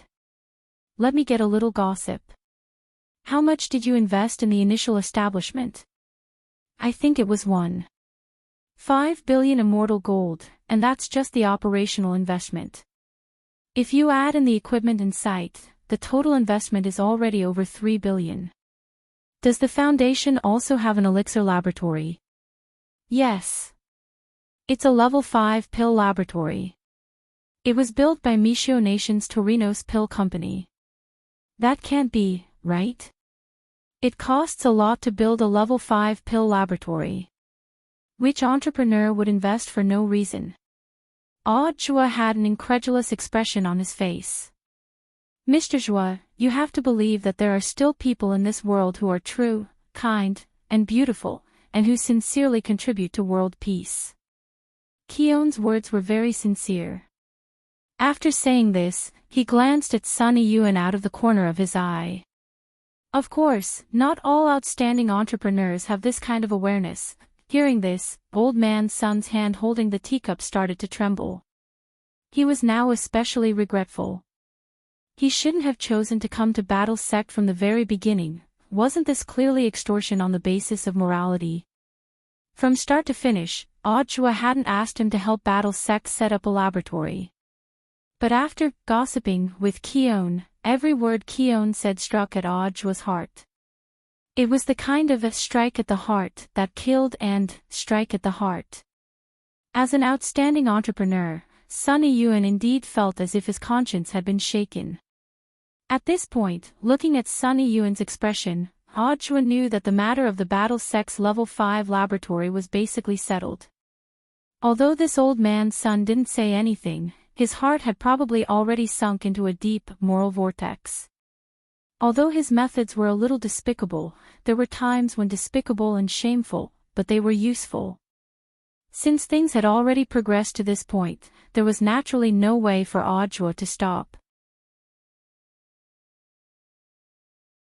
In the end, he stared at Sun Yun and added the final blow.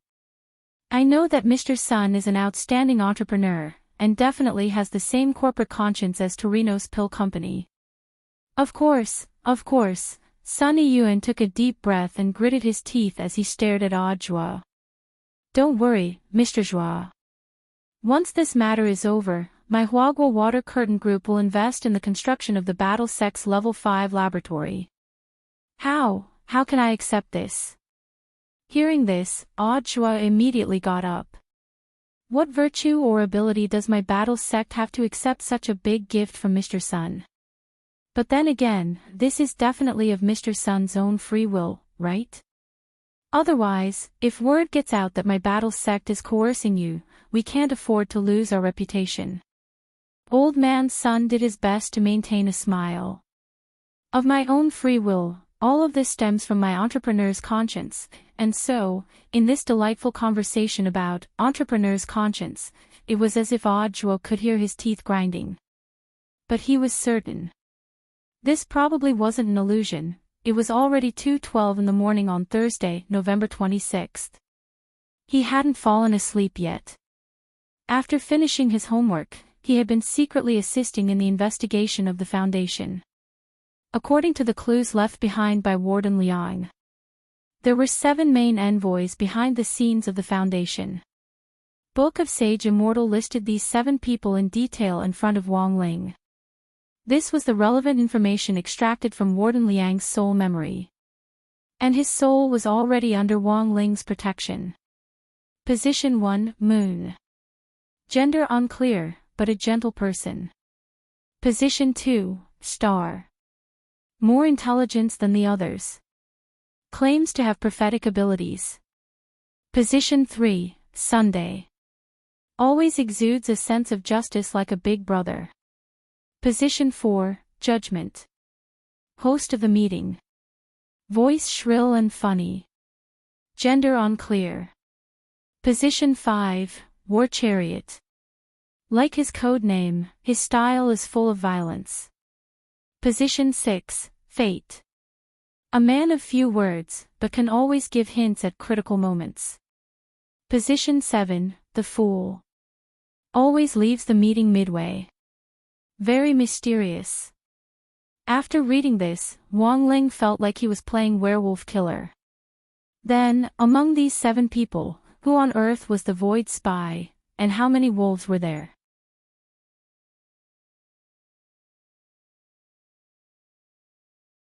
Chapter 1237. St. Pius Cathedral, the base of the Moon Emissary. The glazed glass roof of the cathedral shone with a rainbow of colors under the sunlight. Sitting in the middle of the cathedral, one would have the illusion of living in a rainbow illusion. For every believer who believed in God, this was undoubtedly the closest place to God. A nun in black robes and a veil stepped into the cathedral. She walked up the wide aisle, and the bright moonlight shone through the top of the wall, illuminating the tranquil face of the Moon Emissary. The Moon Emissary gazed at the mural of God on the prayer altar with her silver-white eyes and prayed devoutly. A moment later, her thoughts were led, and her whole body turned into a black shadow, sitting in the spiritual space. No one could have imagined that the legendary Moon Emissary's true identity was nothing more than a nun of a church. At this moment, she sat dignifiedly on a bench in the spiritual space. At this moment, the Moon Emissary felt like she had become God, looking down on all living things. The existence of the Foundation greatly satisfied her vanity. And this was also the reason why she had agreed to join the SBP in the first place. The Moon Emissary opened her eyes. The neatness of the people in this meeting was somewhat unexpected. All 7 emissaries were here. Reliable news: Snake was killed by a fighter from the Battle Sect, and Cohen betrayed us. The Judgment Emissary, as the host of the meeting, told everyone the unfortunate news. Everyone present had different reactions to Snake's death. The most shocked person was the Moon Goddess. With his strength, he actually died at the hands of the Battle Sect. What a useless piece of trash. The Chariot Emissary hammered the table, looking very angry. Didn't he find out anything before he died? Not at all. The star emissary smiled slyly. The information he had obtained was no less than that of the judgment emissary. I'm afraid even the judgment emissary would not have thought that Snake would die at the hands of a battle sect security guard. Security guard. The rest of the people fell silent upon hearing this. Many people's hearts trembled wildly. It wasn't just the judgment emissary. Everyone here seemed to have underestimated the combat power of the battle sect. In this day and age, how could there be a lunatic sect that used a true immortal as a security guard? Snake's strength was at half-step true immortal, just a little bit more and he would be able to leap into the realm of true immortal. To be able to defeat Snake, even if he was a security guard, he would at least have the strength of a true immortal. I've already organized the scavengers to temporarily retreat. I don't know if anyone has any opinions or thoughts. Su Bai looked at each and every one of them. As the host of the conference, the legendary Judgment Messenger of the Foundation, he felt that he had seen through everything. After becoming a higher-level creature, their ability to obtain information was naturally extraordinary. He could communicate directly with the Void Master and ask for his help. Let the Lord use the supreme power of the Void to give him all the answers he wanted. Therefore, he already knew the identity of every single person here, including the residents of every single emissary. Snake's death was something he had long foreseen.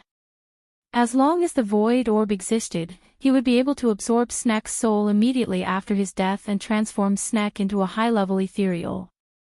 At that time, as long as he killed anyone here, and then let Snake invade the Void, he would be able to control one more emissary.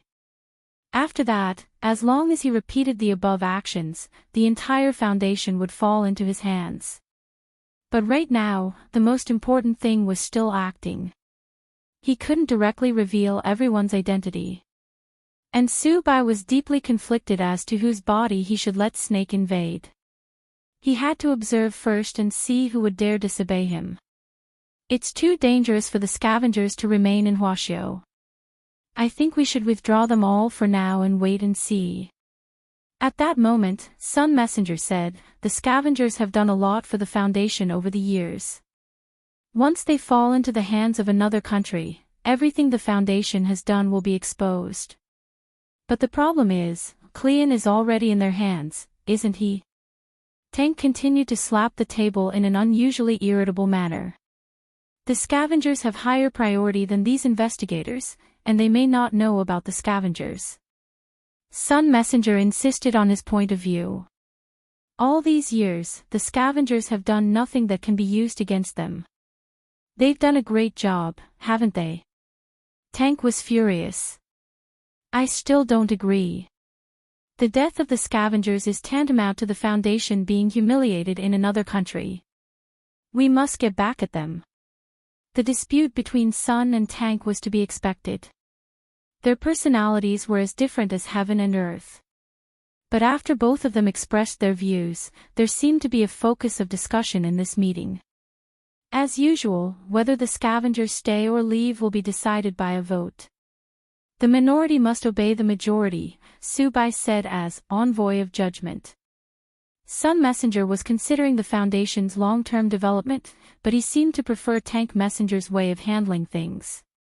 In any power struggle, if all the plans were too conservative, sooner or later the Foundation would be nibbled away. Under his control, the Foundation had to grow stronger. Therefore, it was crucial to establish the Foundation's prestige. Su Bai wasn't afraid of Battle Sect at all.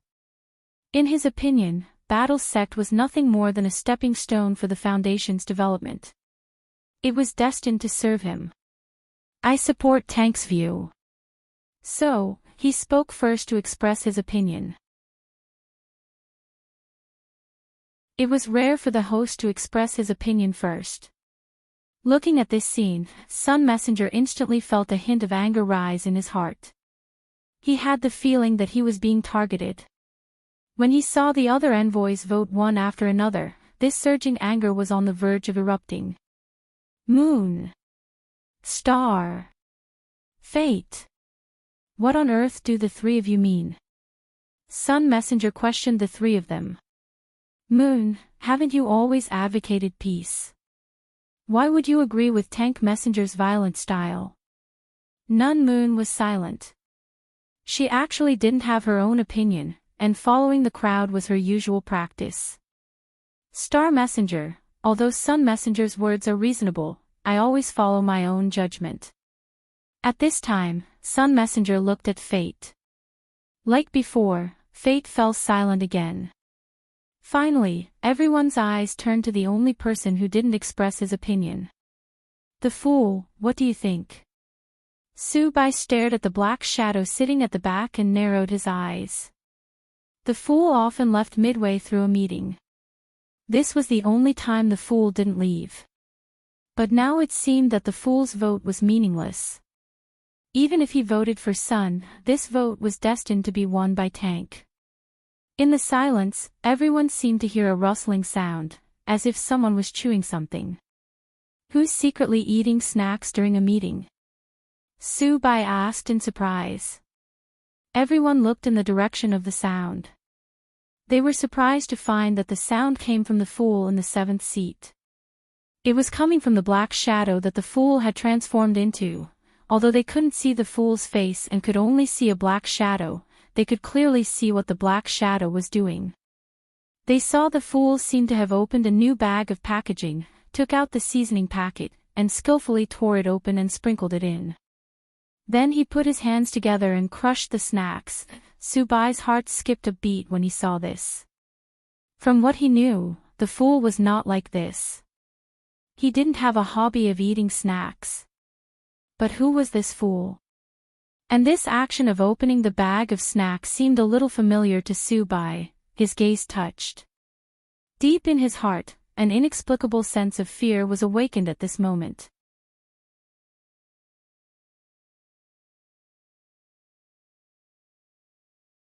Chapter 1238. Half an hour before the Foundation meeting began. Book of Sage Immortal had divined the identity of the Fool, one of the 7 envoys. It suggested that Wang Ling used the temporary possession spell to enter the body of the Fool. This kind of possession was temporary, and could achieve a temporary soul exchange. The advantage was that it could infiltrate seamlessly without anyone noticing. So, Wang Ling wasn't really the Fool. What Wang Ling hadn't expected was, his habit of secretly snacking raised questions among the other envoys present. Fortunately, he hadn't been completely exposed. The most important reason was that Subai didn't believe that the Fool was Wang Ling. It couldn't be this person. In that instant, the word impossible flashed over and over in Subai's mind. According to the information he had gathered, the Fool's true identity was a woodcutter who lived deep in the mountains, and his name was Joyce Tan Lang. Joyce Tan Lang was very strong, but he had a miserable life. He had a younger sister who had been possessed by an evil spirit since she was a child. This tyrannical evil spirit had been entrenched in his sister's body all year round and refused to come out no matter what. Apart from cultivating hard to make himself stronger, Joyce had also been looking for a way to get rid of the evil spirit. At the same time, he had been looking for a way to get rid of the evil spirit. Unfortunately, Joyce had dragged things out for too long. The evil spirit and his sister's souls had fused together, and they were now inseparable. Joyce had been able to keep his sister alive. He had no choice but to take her to live in the mountains, where spirit chi was abundant. Because of this, the signal in Joyce's mental space had always been unstable. And this was also the reason why the emissary of the Fool often left the meeting midway. So, a woodcutter who had been living in the mountains all year round with his sister who had been possessed by an evil spirit, why did he suddenly have the habit of snacking? Subai had his doubts. But he didn't believe that the woodcutter was the Fool. It was the man whom he had been longing for revenge. He had been planning everything, but he hadn't even officially launched his plan. All of the actions should be seamless. There was no way that man would have thought that he was the mastermind behind all this. So, there had to be a mistake somewhere. Or perhaps the Lord of the Void had missed some of Joyce's habits. If this was a woodcutter who loved to eat snacks, it would make sense. Joyce had sacrificed so much for her sister. He had visited so many powerful beings and remote places in search of the secret method to dispel the evil spirit. He must have his own pressure. Some people relied on typing on the keyboard to relieve stress, some live on whiskey. Some people relied on recommendation votes and monthly votes. There were also people who shamelessly relied on drag to relieve stress. Of course, it did not rule out the possibility that some people ate snacks to relieve their stress. Subai nervously swallowed the saliva in his mouth and spoke. "The fool, don't you have anything to say?" He still firmly believed in the Void Lord's judgment. He confirmed that the envoy sitting in the 7th seat was the old woodman, Joyce. Not the man she wanted to take revenge on. His innocence was not the slightest bit empty. But now was not the best time for revenge. He just needed a little more time to prepare. I agree with Tank's opinion. Finally, the voice of the fool was heard. This slightly rough voice made Subai heave a sigh of relief. He was sure it was Joyce's voice. And his tone was exactly the same as Joyce's. In that case, 6 chariots and 1 sun.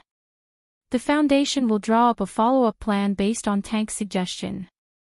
After saying this, Subai made his final decision in the mental space. The meeting came to an end. In the bedroom of the Wang family's small villa, Wang Ling opened his eyes.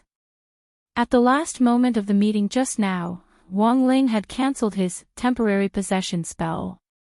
He returned the body to its rightful owner, Joyce Charcoal Lang. This was a good brother who knew how to dote on his little sister. Wang Ling didn't want to implicate Joyce because of him. He had already signed a soul contract with Joyce, so he had the right to possess Joyce at any time. In return, Wang Ling promised to help Joyce cure his little sister. The evil spirit had already fused with his little sister's soul. But for Wang Ling, it would only take a flick of his finger for him to extract the evil ghost. Of course, Joyce was touched by Wang Ling's body. He felt that his unwavering devotion to his little sister all these years had touched the heavens, and he had been redeemed by God. After Wang Ling cancelled his possession, Joyce knelt down on both knees and raised his hands in prayer as he looked up at the sky and thanked God with the most devout eyes. "Joyce, Lord. Thank God. If you mainly use my body, you're welcome to possess me at any time. Wang Ling, is it done?" At that moment, Wang Ling turned his gaze to the tablet on the table. Although Wang Ling already had the thought of giving it away. So, he had to give it away. But for the time being, April was still useful. While my lord was possessing me, I already figured out the identities of the people in the spirit space. Book of Sage Immortal gave the results of its deductions. There was no doubt that the 7 members of the Foundation were all foreign cultivators. But that didn't rule out the possibility that some of them were colluding with the General Alliance. Among them, the probability of Tank colluding with them was as high as 87%, and he was a key target for observation. Wang Ling clicked on Tank's information. He discovered the real full name of Tank's emissary, Toy Dre. He was the big boss of a multinational spirit sword production company, and controlled more than 20 large spirit sword production factories. Every year, some of the mass-produced spirit swords in Huaxiao Nation came from Toy Dre. What astonished Wang Ling even more was that this Toy Dre actually seemed to be related by blood to someone Wang Ling knew. According to Book of Sage Immortal's bloodline analysis, Toy Dre's DNA was actually highly similar to Yi Jiang's. The two of them were actually father and son.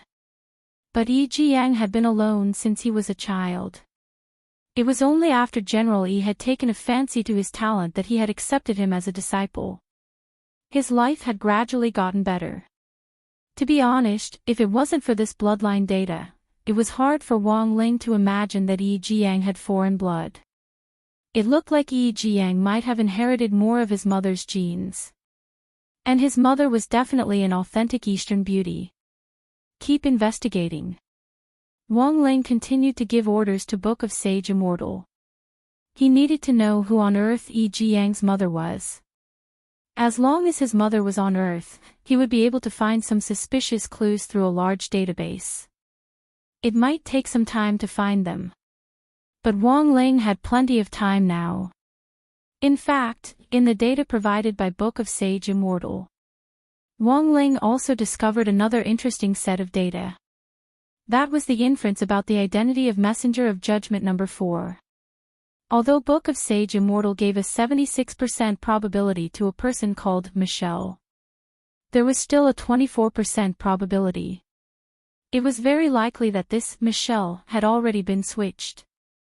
Bai Zhao. Wang Ling stared at this familiar name and smiled in his heart. He hadn't expected this cockroach to be so tenacious.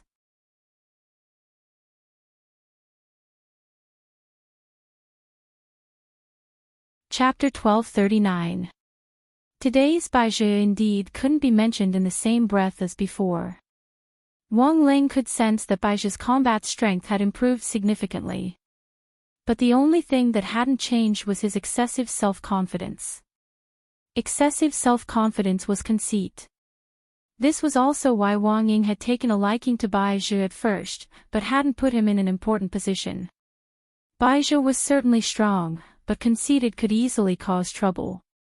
So the question now was, how strong on earth was Bai Zhe? After Book of Sage Immortal examined him, it gave a definite answer. My lord, he seems to have already become a hollow spirit. Had he really been invaded by the void? Wang Ling wasn't surprised by this result, because he was well aware of President Bai's hatred for him. In order to defeat him, President Bai would rather not be human and become a so-called higher-level creature. Wang Ling could feel this hatred even from across space. Do you have a specific estimate of his combat strength?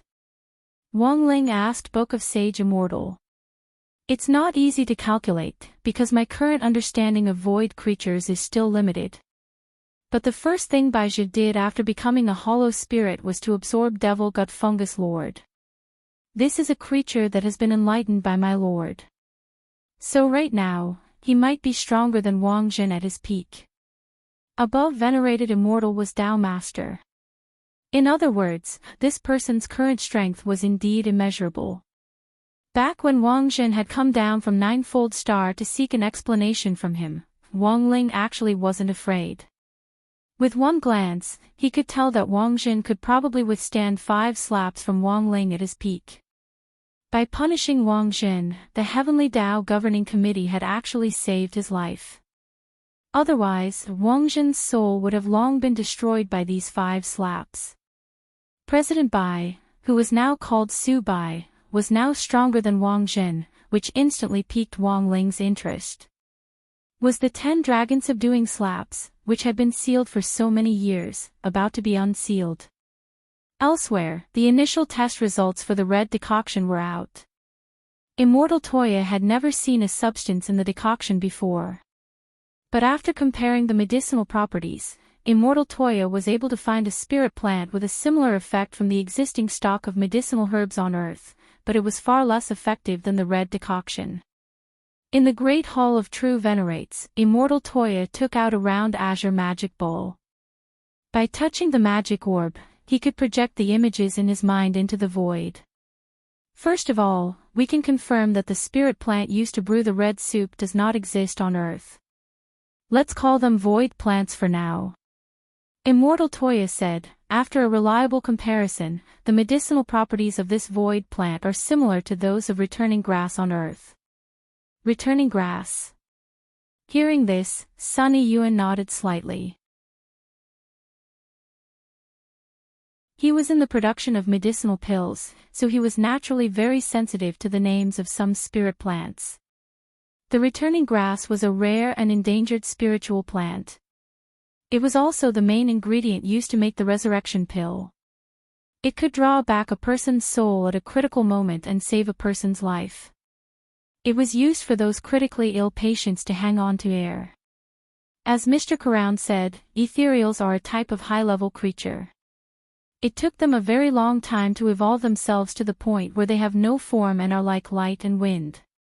And when it invades the bodies of human cultivators, it actually causes great harm to them as well. Immortal Toya said, if we compare Su Ling to a brand new software, then the environment for human cultivators is like an old system. The two can't be completely compatible. That's why they need this kind of tonic to make themselves adapt quickly. Chua raised his eyebrows. That is to say, when they invade a human body, they will in fact cause some harm to themselves. Immortal Toya nodded. In theory, that's true. But the truth is that as long as they adapt to a human body, their strength won't be affected. The only thing to be aware of is that if the container they live in isn't strong enough, it's very likely that it will break. And they won't die. When the time comes, they just need to switch to a new container. Simply put, the process of adapting to a human body is when they are at their weakest. If we take action at this time, they won't be able to effectively use their strength. Given our current strength, there's still a high chance that we can defeat them and eliminate them. Immortal Toya explained the situation to them. Then he turned the magic orb in his hand to show them a newly developed purple reagent. This is the ethereal detection reagent I just formulated. It's colorless and odorless based on the restraining effect of returning grass. Only ethereals who have drunk the red soup will have a reaction. What reaction? Chua asked. If it's just a smell, the person invaded by the ethereals will feel a foul stench. Immortal Toya said, if the reagent is injected or comes into contact with a human body. In a very short period of time, the person invaded by the ethereals will instantly lose their hair and become bald. Everyone, when Immortal Toya said this, everyone suddenly had a strong sense of déjà vu. Imagine if the ethereals completely broke out in the human world. If they used a reagent to detect them, then it was possible that the world would be filled with bald people. Now, because of irregular lifestyles, even the hair loss rate among college students was increasing year by year. Not to mention those in high-risk professions who had to stay up late for long periods of time. Programmers, media personnel, medical staff, teachers, web novelists. At this thought, Chua couldn't help trembling as he shivered all over. This was really a reagent that made people feel bald. I don't think we can just kill someone with a stick just because they lose their hair, right? There are still a lot of people who are bald now, Chua said. Killing them with a stick definitely won't work. Immortal Toya said, so for those who have already lost their hair, the best way is to smell it. As long as they don't feel nauseous, there's no possibility of them being invaded by the ethereals. When the time comes, we can give them a certificate or something. But how can people who have been invaded by the ethereals accept it so easily? I've also thought about that. Therefore, this matter must be a diversion. Immortal Toya said, the flu has been prevalent recently. I believe they won't refuse as long as we say it's a flu test. If they really don't cooperate, we can use the reagent in artificial rain. When the time comes, we just need to keep an eye on the streets to see if there are any people who have lost their hair after getting caught in the rain. At that moment, Sunny Yuan heaved a deep sigh and took off the wig on top of his head. Chua, Mr. Sunny Yuan, work is always stressful. A few years ago, I took hair-growing pills every day, and now my body has developed a resistance to them. Then I gave up resisting. Everyone.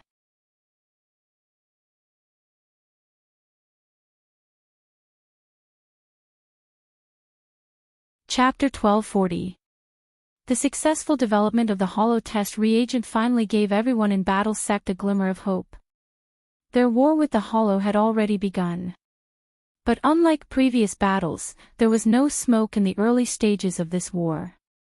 Chua's goal was very clear. 1. They had to figure out who on earth the Hollow were looking for. 2. They had to strangle the Hollow in the cradle before they found the key person and officially launched the Void invasion.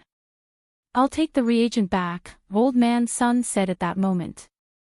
Huagua Water Curtain Group had many stores, which could allow Immortal Toya's reagent to be produced in large quantities in a short period of time and shipped to its stores all over the country. Sun Yiyuan had already thought about turning all the stores in his industrial chain into invisible hollow monitoring points. Using the spell fusion test reagent to create artificial rain over a large area was the worst plan, because there was a risk of alerting the enemy. Sun Yiyuan put on the wig again and tidied up his clothes. He had never made his baldness public before, but this was a special case. Since Battle's sect was already an ally, making it public was actually a sign of trust. "Then I'll leave this matter to Mr. Sunday." Jua, Immortal Jin Yuan and Immortal Toya cupped their fists in salute. "We'll get through this together." Sun Yiyuan's expression was solemn as he cupped his fists in return. Then, Old Man Sun left in a hurry with Immortal Toya.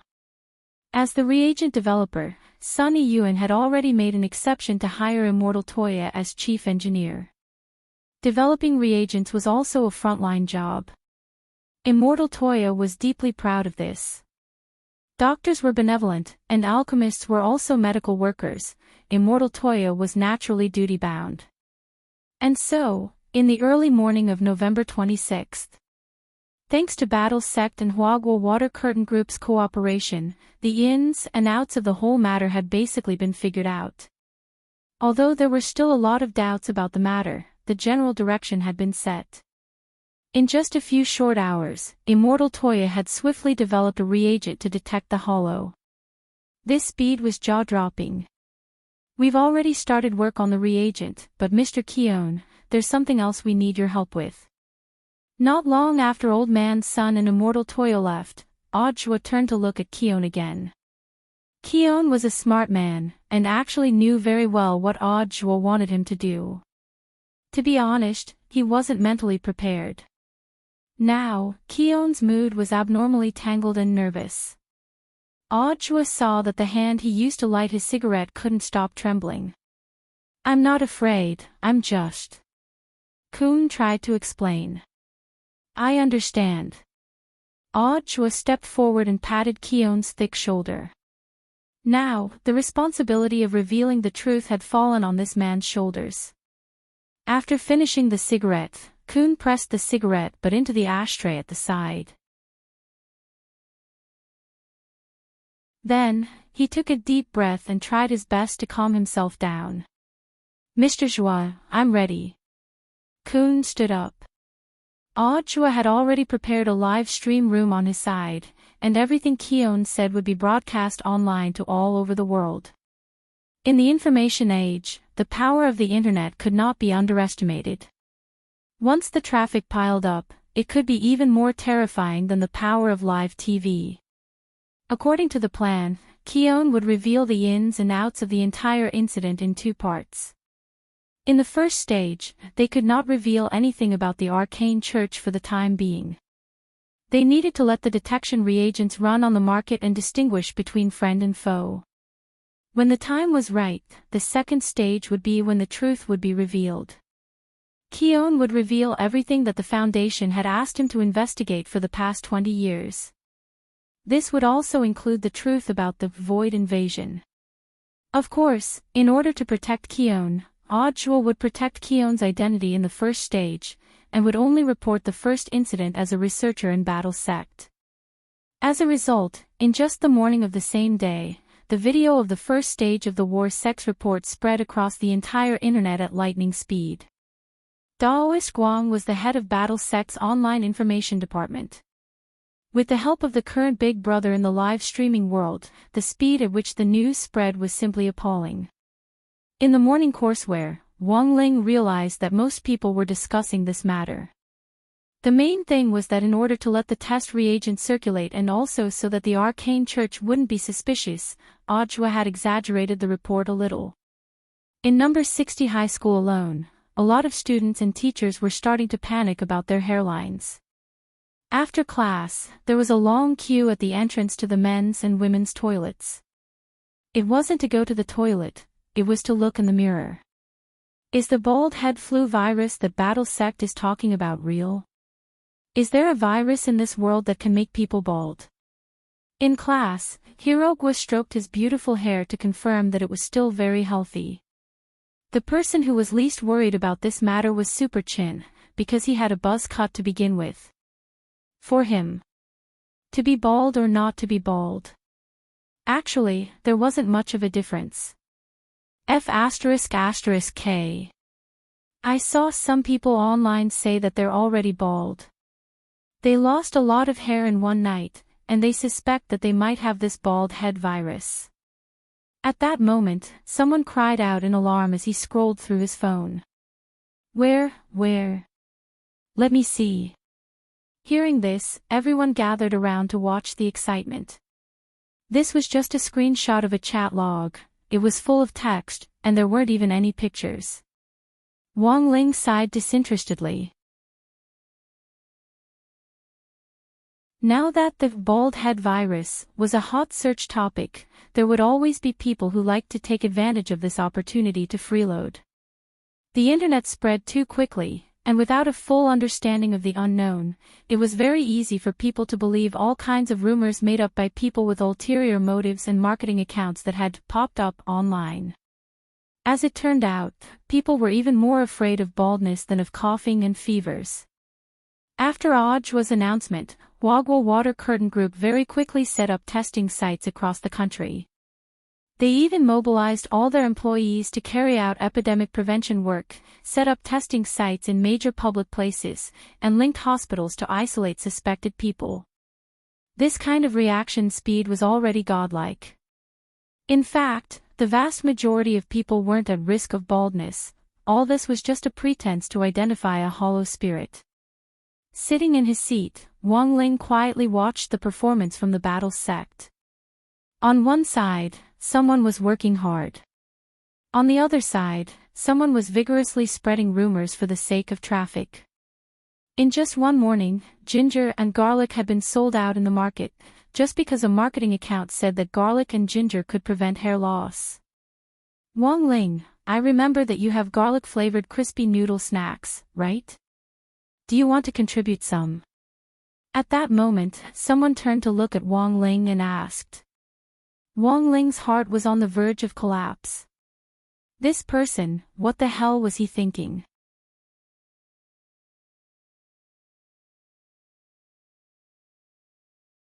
Chapter 1241. Audiobook's move could be described as catching everyone off guard and catching them off guard. Apart from Battle Sect and Wagwa Water Curtain Group, the other two forces who had been fighting over Cologne earlier were also in a daze. Bald head virus, what is this? In the ancient castle, Subai vaguely felt that something was wrong, but he couldn't put his finger on it. He asked the Lord of Void for advice, and the Lord's answer was, they could use this matter as a cover to speed up their invasion of the Void. They could let more ethereals join the operation to find the people they wanted to find. For the first time, Subai, who used to be a human, had some doubts about the Lord of Void, but he didn't dare disobey him. It was the Lord of Void who had given him everything. Since he could give it to him, if he was unhappy, he wouldn't take it back. At that moment, Subai realized for the first time that ethereals had a disadvantage as advanced creatures. They were used to living a carefree life in the world of the Void, and had never experienced the deceit, lies, and mutual deception of the human world. To put it bluntly, this group of ethereals, including the Lord of Void, were a bunch of honest people, through and through. Now, Subai could only pray that things would go according to plan, and that this so-called bald head virus storm wouldn't turn out to be some kind of trick. In the short span of one morning, the bald head virus storm swept the world and became a hot topic among the people. How to guard against this terrifying influenza virus instantly became the focus of all cultivators' discussion. Some experts said that washing hands and wearing masks weren't enough, because this bald head virus could also be transmitted through contact. For example, if someone who was already infected with the bald head virus stroked their head, it could also cause hair loss. Wang Ling knew that this was, of course, unreliable nonsense. But the problem was that there really were people who believed this unreliable information. Take number 60 high school as an example. That afternoon, an epidemic prevention team formed by the cultivation police and the local health department came to number 60 high school and took away several bald-headed teachers for investigation. Old Antique explained again and again to the epidemic prevention personnel in thick protective clothing, "Brother, I'm really not sick. I don't have much hair to begin with." In that short moment, Old Antique even had the urge to revert to his gorgeous itinerant true form. In his gorgeous itinerant form, he had long, elegant, waist-length hair. The feeling of being misunderstood was really unbearable. However, the epidemic prevention personnel did not listen to the explanation at all. The order they received was that they would rather kill everything by mistake than let a single one go. "Teacher, please cooperate with me first. We will bring you to the testing point later. If there are no problems, you can leave on the same day. Now, please cooperate with the van." The attitude of the epidemic prevention personnel was very firm. Old Antique had no choice but to cooperate. The trunk of the minivan had already been treated to expand the space. When Old Antique entered, he found that the space had already been divided into several individual areas. This is a separate design to prevent cross-infection. "Brothers, where did you all come from?" Old Antique tried to get close to the people next to him through the transparent space wall. "Hey, my name is Shiraishi Shio. I'm a monk. My name is Baldy Pippi, a short and bald author." As suspected cases from all over the country were taken away for testing, the epidemic prevention work was carried out in an orderly manner. Things weren't over after Old Antique was taken away. Just before school was over, everyone was told to stay in school for a school-wide screening. Every student, teacher and staff member had to be examined. No one could escape. The method of examination was also very simple. It was to spray test reagents on the top of one's head. As long as there was no large-scale hair loss, it was proof that one wasn't infected with the virus, and one could directly receive a free mask before going home. To prevent cross-infection, the tests were carried out according to class. Everyone whose number was called would gather at the entrance of the stadium, where a temporary testing point had already been set up. When it was number 60 High's turn to wait, Wang Ling blinked as he stared at Class 2, which Fang Xing was in. So far, all the tests had been normal, and there had been no abnormalities. As far as he knew, the number of spiritual invasions at the moment was still very limited, and it was very unlikely that someone from number 60 High would be infected. The spiritual spirits needed hosts with strong physical qualities, and generally wouldn't target students who were only at the foundation establishment stage. Up ahead, the teacher in charge of Class 2, Teacher Lu Ruoxu, was in the middle of an examination. This teacher Lu taught mathematics, and had previously taken over Wang Ling's class. He was an expert at the peak late golden core stage, and was proficient in calculations. To be able to become the teacher in charge of an elite class proved that Teacher Lu indeed had some skill. In fact, there weren't many female teachers in the school who could show their face. Teacher Pan was one, and Teacher Lu was another. "Don't you feel that the quality of Teacher Lu's teaching has been getting better and better recently?" "Don't mention it, Old Pan is having a headache over this," said Hirogwa. "Remember the test 2 days ago? Our class and Class 2 took the test together, and in the end, our average score was 10 points behind Class 2. Was it during the break after the national competition?" said Super Chin. "That's right." Old Pan exploded with anger. "Even if we didn't take the test, it's still a little unreasonable for the other people's scores to be 10 points behind Class 2's average. Otherwise, with Su Xiao leading the way, the gap would have been even bigger." Hirogwa sighed and said, And it's not just our written test scores that are bad, our class's experimental scores are also lagging behind. Using an induction cooker to refine pills and causing it to explode, what a talent. Just adjust the formula according to the ratio, add water, and it'll be over. When he said this, Hirogwa deliberately spoke very softly so that he and Super Chin could ridicule each other. Although what he said was the truth, if other students heard it, it could easily affect the unity of the class. According to Hirogwa, it seemed that teacher Lu Ruoxu had recently become enlightened in teaching and had found a new teaching method, which enabled the students in Class 2 to learn new knowledge faster. Wang Ling's class had been in the lead previously, and this sudden fall behind was naturally a huge blow to Teacher Pan. In a short 10 minutes or so, teacher Lu Ruoxu, the teacher in charge of Class 2, led the inspection of Fang Xing's class. Before leaving, Lu Ruoxu was stopped by an inspector. "Teacher, you should also take the test." "All right." Teacher Lu very cooperatively sat down. The inspector sprayed a test spray on teacher Lu Ruoxu's head. Then, a scene that made everyone terrified happened. Teacher Lu Ruoxu's originally beautiful hair suddenly changed dramatically, as if she was suffering from great pain. Her face began to twist and contort, and she couldn't help scratching at her scalp with her hands. It wasn't clear whether her hair had fallen off naturally or had been torn off uncontrollably. In less than 10 seconds, all of teacher Lu Ruoxu's hair had already fallen off. "Quick! Control her."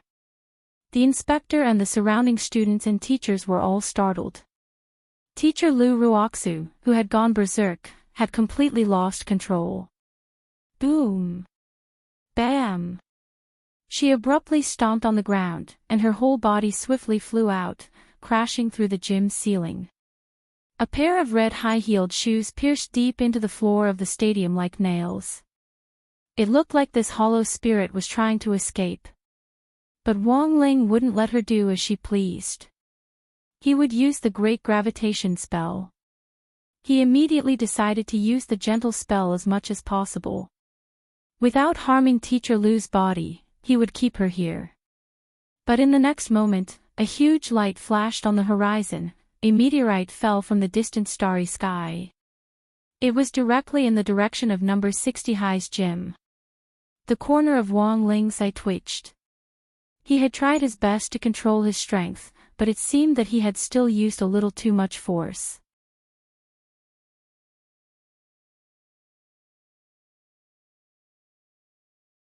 Chapter 1242. Wang Ling had indeed held back when he had attacked. He had used a condensed version of the Great Gravitation spell, which was only used on teacher Lu Ruoxu, who was trying to escape.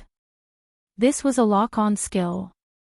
But Wang Ling hadn't expected the condensed power to actually be able to trigger a meteorite in space. He really had. He had only used a little bit of his power. But in the end, this was still his fault, and he had to think of a way to get rid of it. Otherwise, when the meteorite fell, the huge explosion might flatten all of number 60 High, no, an entire district. But to be honest, teacher Lu had indeed become very strong after being possessed by Su Ling. The Su Ling and teacher Lu had merged perfectly, and teacher Lu's body had also been strengthened by the Su Ling. For Wang Ling, this was an experiment. Because he had yet to fight the creature on the other side of the Gate of the Void. This was a good opportunity to test the waters. Bzzz. Affected by the Great Gravitation spell, teacher Lu, who had wanted to escape the gym, fell from the air and crashed heavily into the ground, creating a huge pit. Her expression was ferocious and terrifying, and her eyes were bloodshot and her pupils were silver gray. The Su Ling inside teacher Lu's body had completely given up on concealing itself. In the face of the crazed teacher Lu, all the staff at the test station retreated, and several security personnel rushed to the front to cover her. They had to ensure the safety of the remaining students. At that moment, the deafening noise in the gym caused a lot of students to come out of their classrooms and stand in the corridors to watch through the windows. Little Peanut was scared out of his wits and trembled all over. This is me going bald, but I've also become stronger. The students in class 2 were also stupefied, and they all swore to the heavens. Teacher, I won't copy homework anymore. I'll pay attention in class. Boo-hoo, teacher, I won't go to class anymore. I'm deleting the daily life of the immortal king. I don't want to read this lousy book anymore. They had never seen what a crazed Teacher Lu looked like, but the aura she gave off was indeed shocking. This was already no longer a power that a normal Golden Core teacher could wield. What surprised Wang Ling even more was that Teacher Lu actually climbed out of the pit on her own. Being able to stand up under his concentrated version of the Great Gravitation spell gave Wang Ling a clearer understanding of how powerful the Su Ling was. Wang Ling forgot about his own palms. The fighting strength of the hollow spirit attached to Teacher Lu's body was roughly the unit of 2 palms.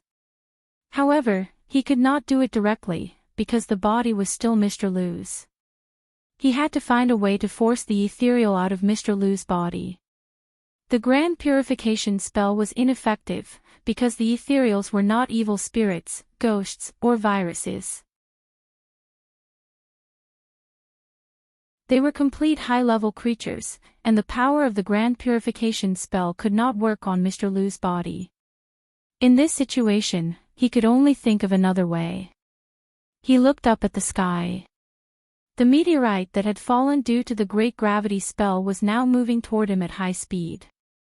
On the other side was Mr. Lu, who had gone mad after being possessed by the ethereal spirit. On one side was a falling meteorite. This situation was undoubtedly disastrous for Wang Ling. With so many eyes on him, he couldn't directly take action, and could only resolve this sudden crisis in secret. In the gymnasium, under the effect of the great gravity spell, Teacher Lu struggled to get up from the ground. The condensed version of the spell could not completely restrict Teacher Lu's freedom, but if it was the complete version, it might cause a new meteorite crisis. Wang Ling sighed in his heart. In this situation, he had to force the ethereal spirit out of Teacher Lu's body and stop the meteorite from falling. In Wang Ling's view, there was only one best way. The next moment, Wang Ling turned his finger and strengthened Teacher Lu's bald head. Look! It's a golden legend, someone at the scene exclaimed. More than one person saw the top of Teacher Lu's head glow. This was the effect of Wang Ling's strengthening. The bright light was as dazzling as the sun that had just risen on the horizon, and people couldn't help feeling that it was a little harsh. A lot of people couldn't help covering their eyes. They didn't know what on earth was going on, but this kind of light was really too harsh. Strengthening Teacher Lu's bald head was just the first step in Wang Ling's plan. Right now, Teacher Lu was probably already the toughest woman in the universe. The next step was for Wang Ling to personally control Teacher Lu to fight the meteorite. In the blink of an eye, Teacher Lu's entire body shot out of the gymnasium like a rocket launched straight into the sky. With her dazzling bald head, she charged unstoppably toward the huge meteorite that was trying to break through the atmosphere. The ethereal spirit attached to Teacher Lu's body realized that the body it was controlling wasn't listening to its commands at all, and it couldn't help swearing. Ethereals didn't normally swear, but they were very good at learning. The ethereal spirit in Teacher Lu's body had inadvertently learned this when Teacher Lu reprimanded the students on a daily basis. A few seconds before it hit the meteorite, the ethereal spirit felt fear in its heart. It didn't know that Wang Ling had already strengthened Teacher Lu's bald head, so it couldn't make an accurate judgment of the current situation. It had already been in Teacher Lu's body for a long time, and it could be said that it had already achieved a perfect fusion. Once Teacher Lu's body was injured, it would also suffer an equal amount of damage. It absolutely couldn't let that happen. It had to stay alive to complete the task given to it by the Lord of the Void. Thus, after an intense internal struggle and seeing that it was about to hit the meteorite, the ethereal spirit attached to Teacher Lu's body finally clenched its teeth and gave up on Teacher Lu's body. In the next moment, there was a huge roar in the sky as the huge meteorite collided with Teacher Lu, who had been launched from the ground. Struck by the toughest woman in the universe, the meteorite was smashed to pieces in the atmosphere. Before the broken rocks could hit the ground, they were burned to ashes. Wang Ling controlled Teacher Lu to land safely, while his primordial spirit left his body to capture the ethereal spirit that had just broken free from Teacher Lu's body. The ethereal spirit had luckily escaped and was looking for a new host. At that moment, it saw Wang Ling with his primordial spirit, a very strong person. The ethereal spirit was instantly excited. To be able to leave the body with his primordial spirit at such a young age, his physical quality was definitely top-notch. This was trillions of times stronger than the female teacher it had attached to previously. "Kid, it's your bad luck to run into me," the ethereal spirit said excitedly, and without saying a word, it directly plunged into Wang Ling's primordial spirit. At the same time, Wang Ling swiftly withdrew his primordial spirit. His plan to use his primordial spirit as bait to capture the ethereal spirit had been a complete success. This ethereal spirit had run into him. Just his bad luck. You're tuning into the LoveLore Library YouTube channel. We're so grateful for your support, and don't forget to subscribe to join us on this incredible journey through captivating stories. Your generosity through donations truly makes a world of difference, as it's the primary source of revenue that allows me to expand and enhance this channel for you. Thank you from the bottom of my heart for being a part of this adventure.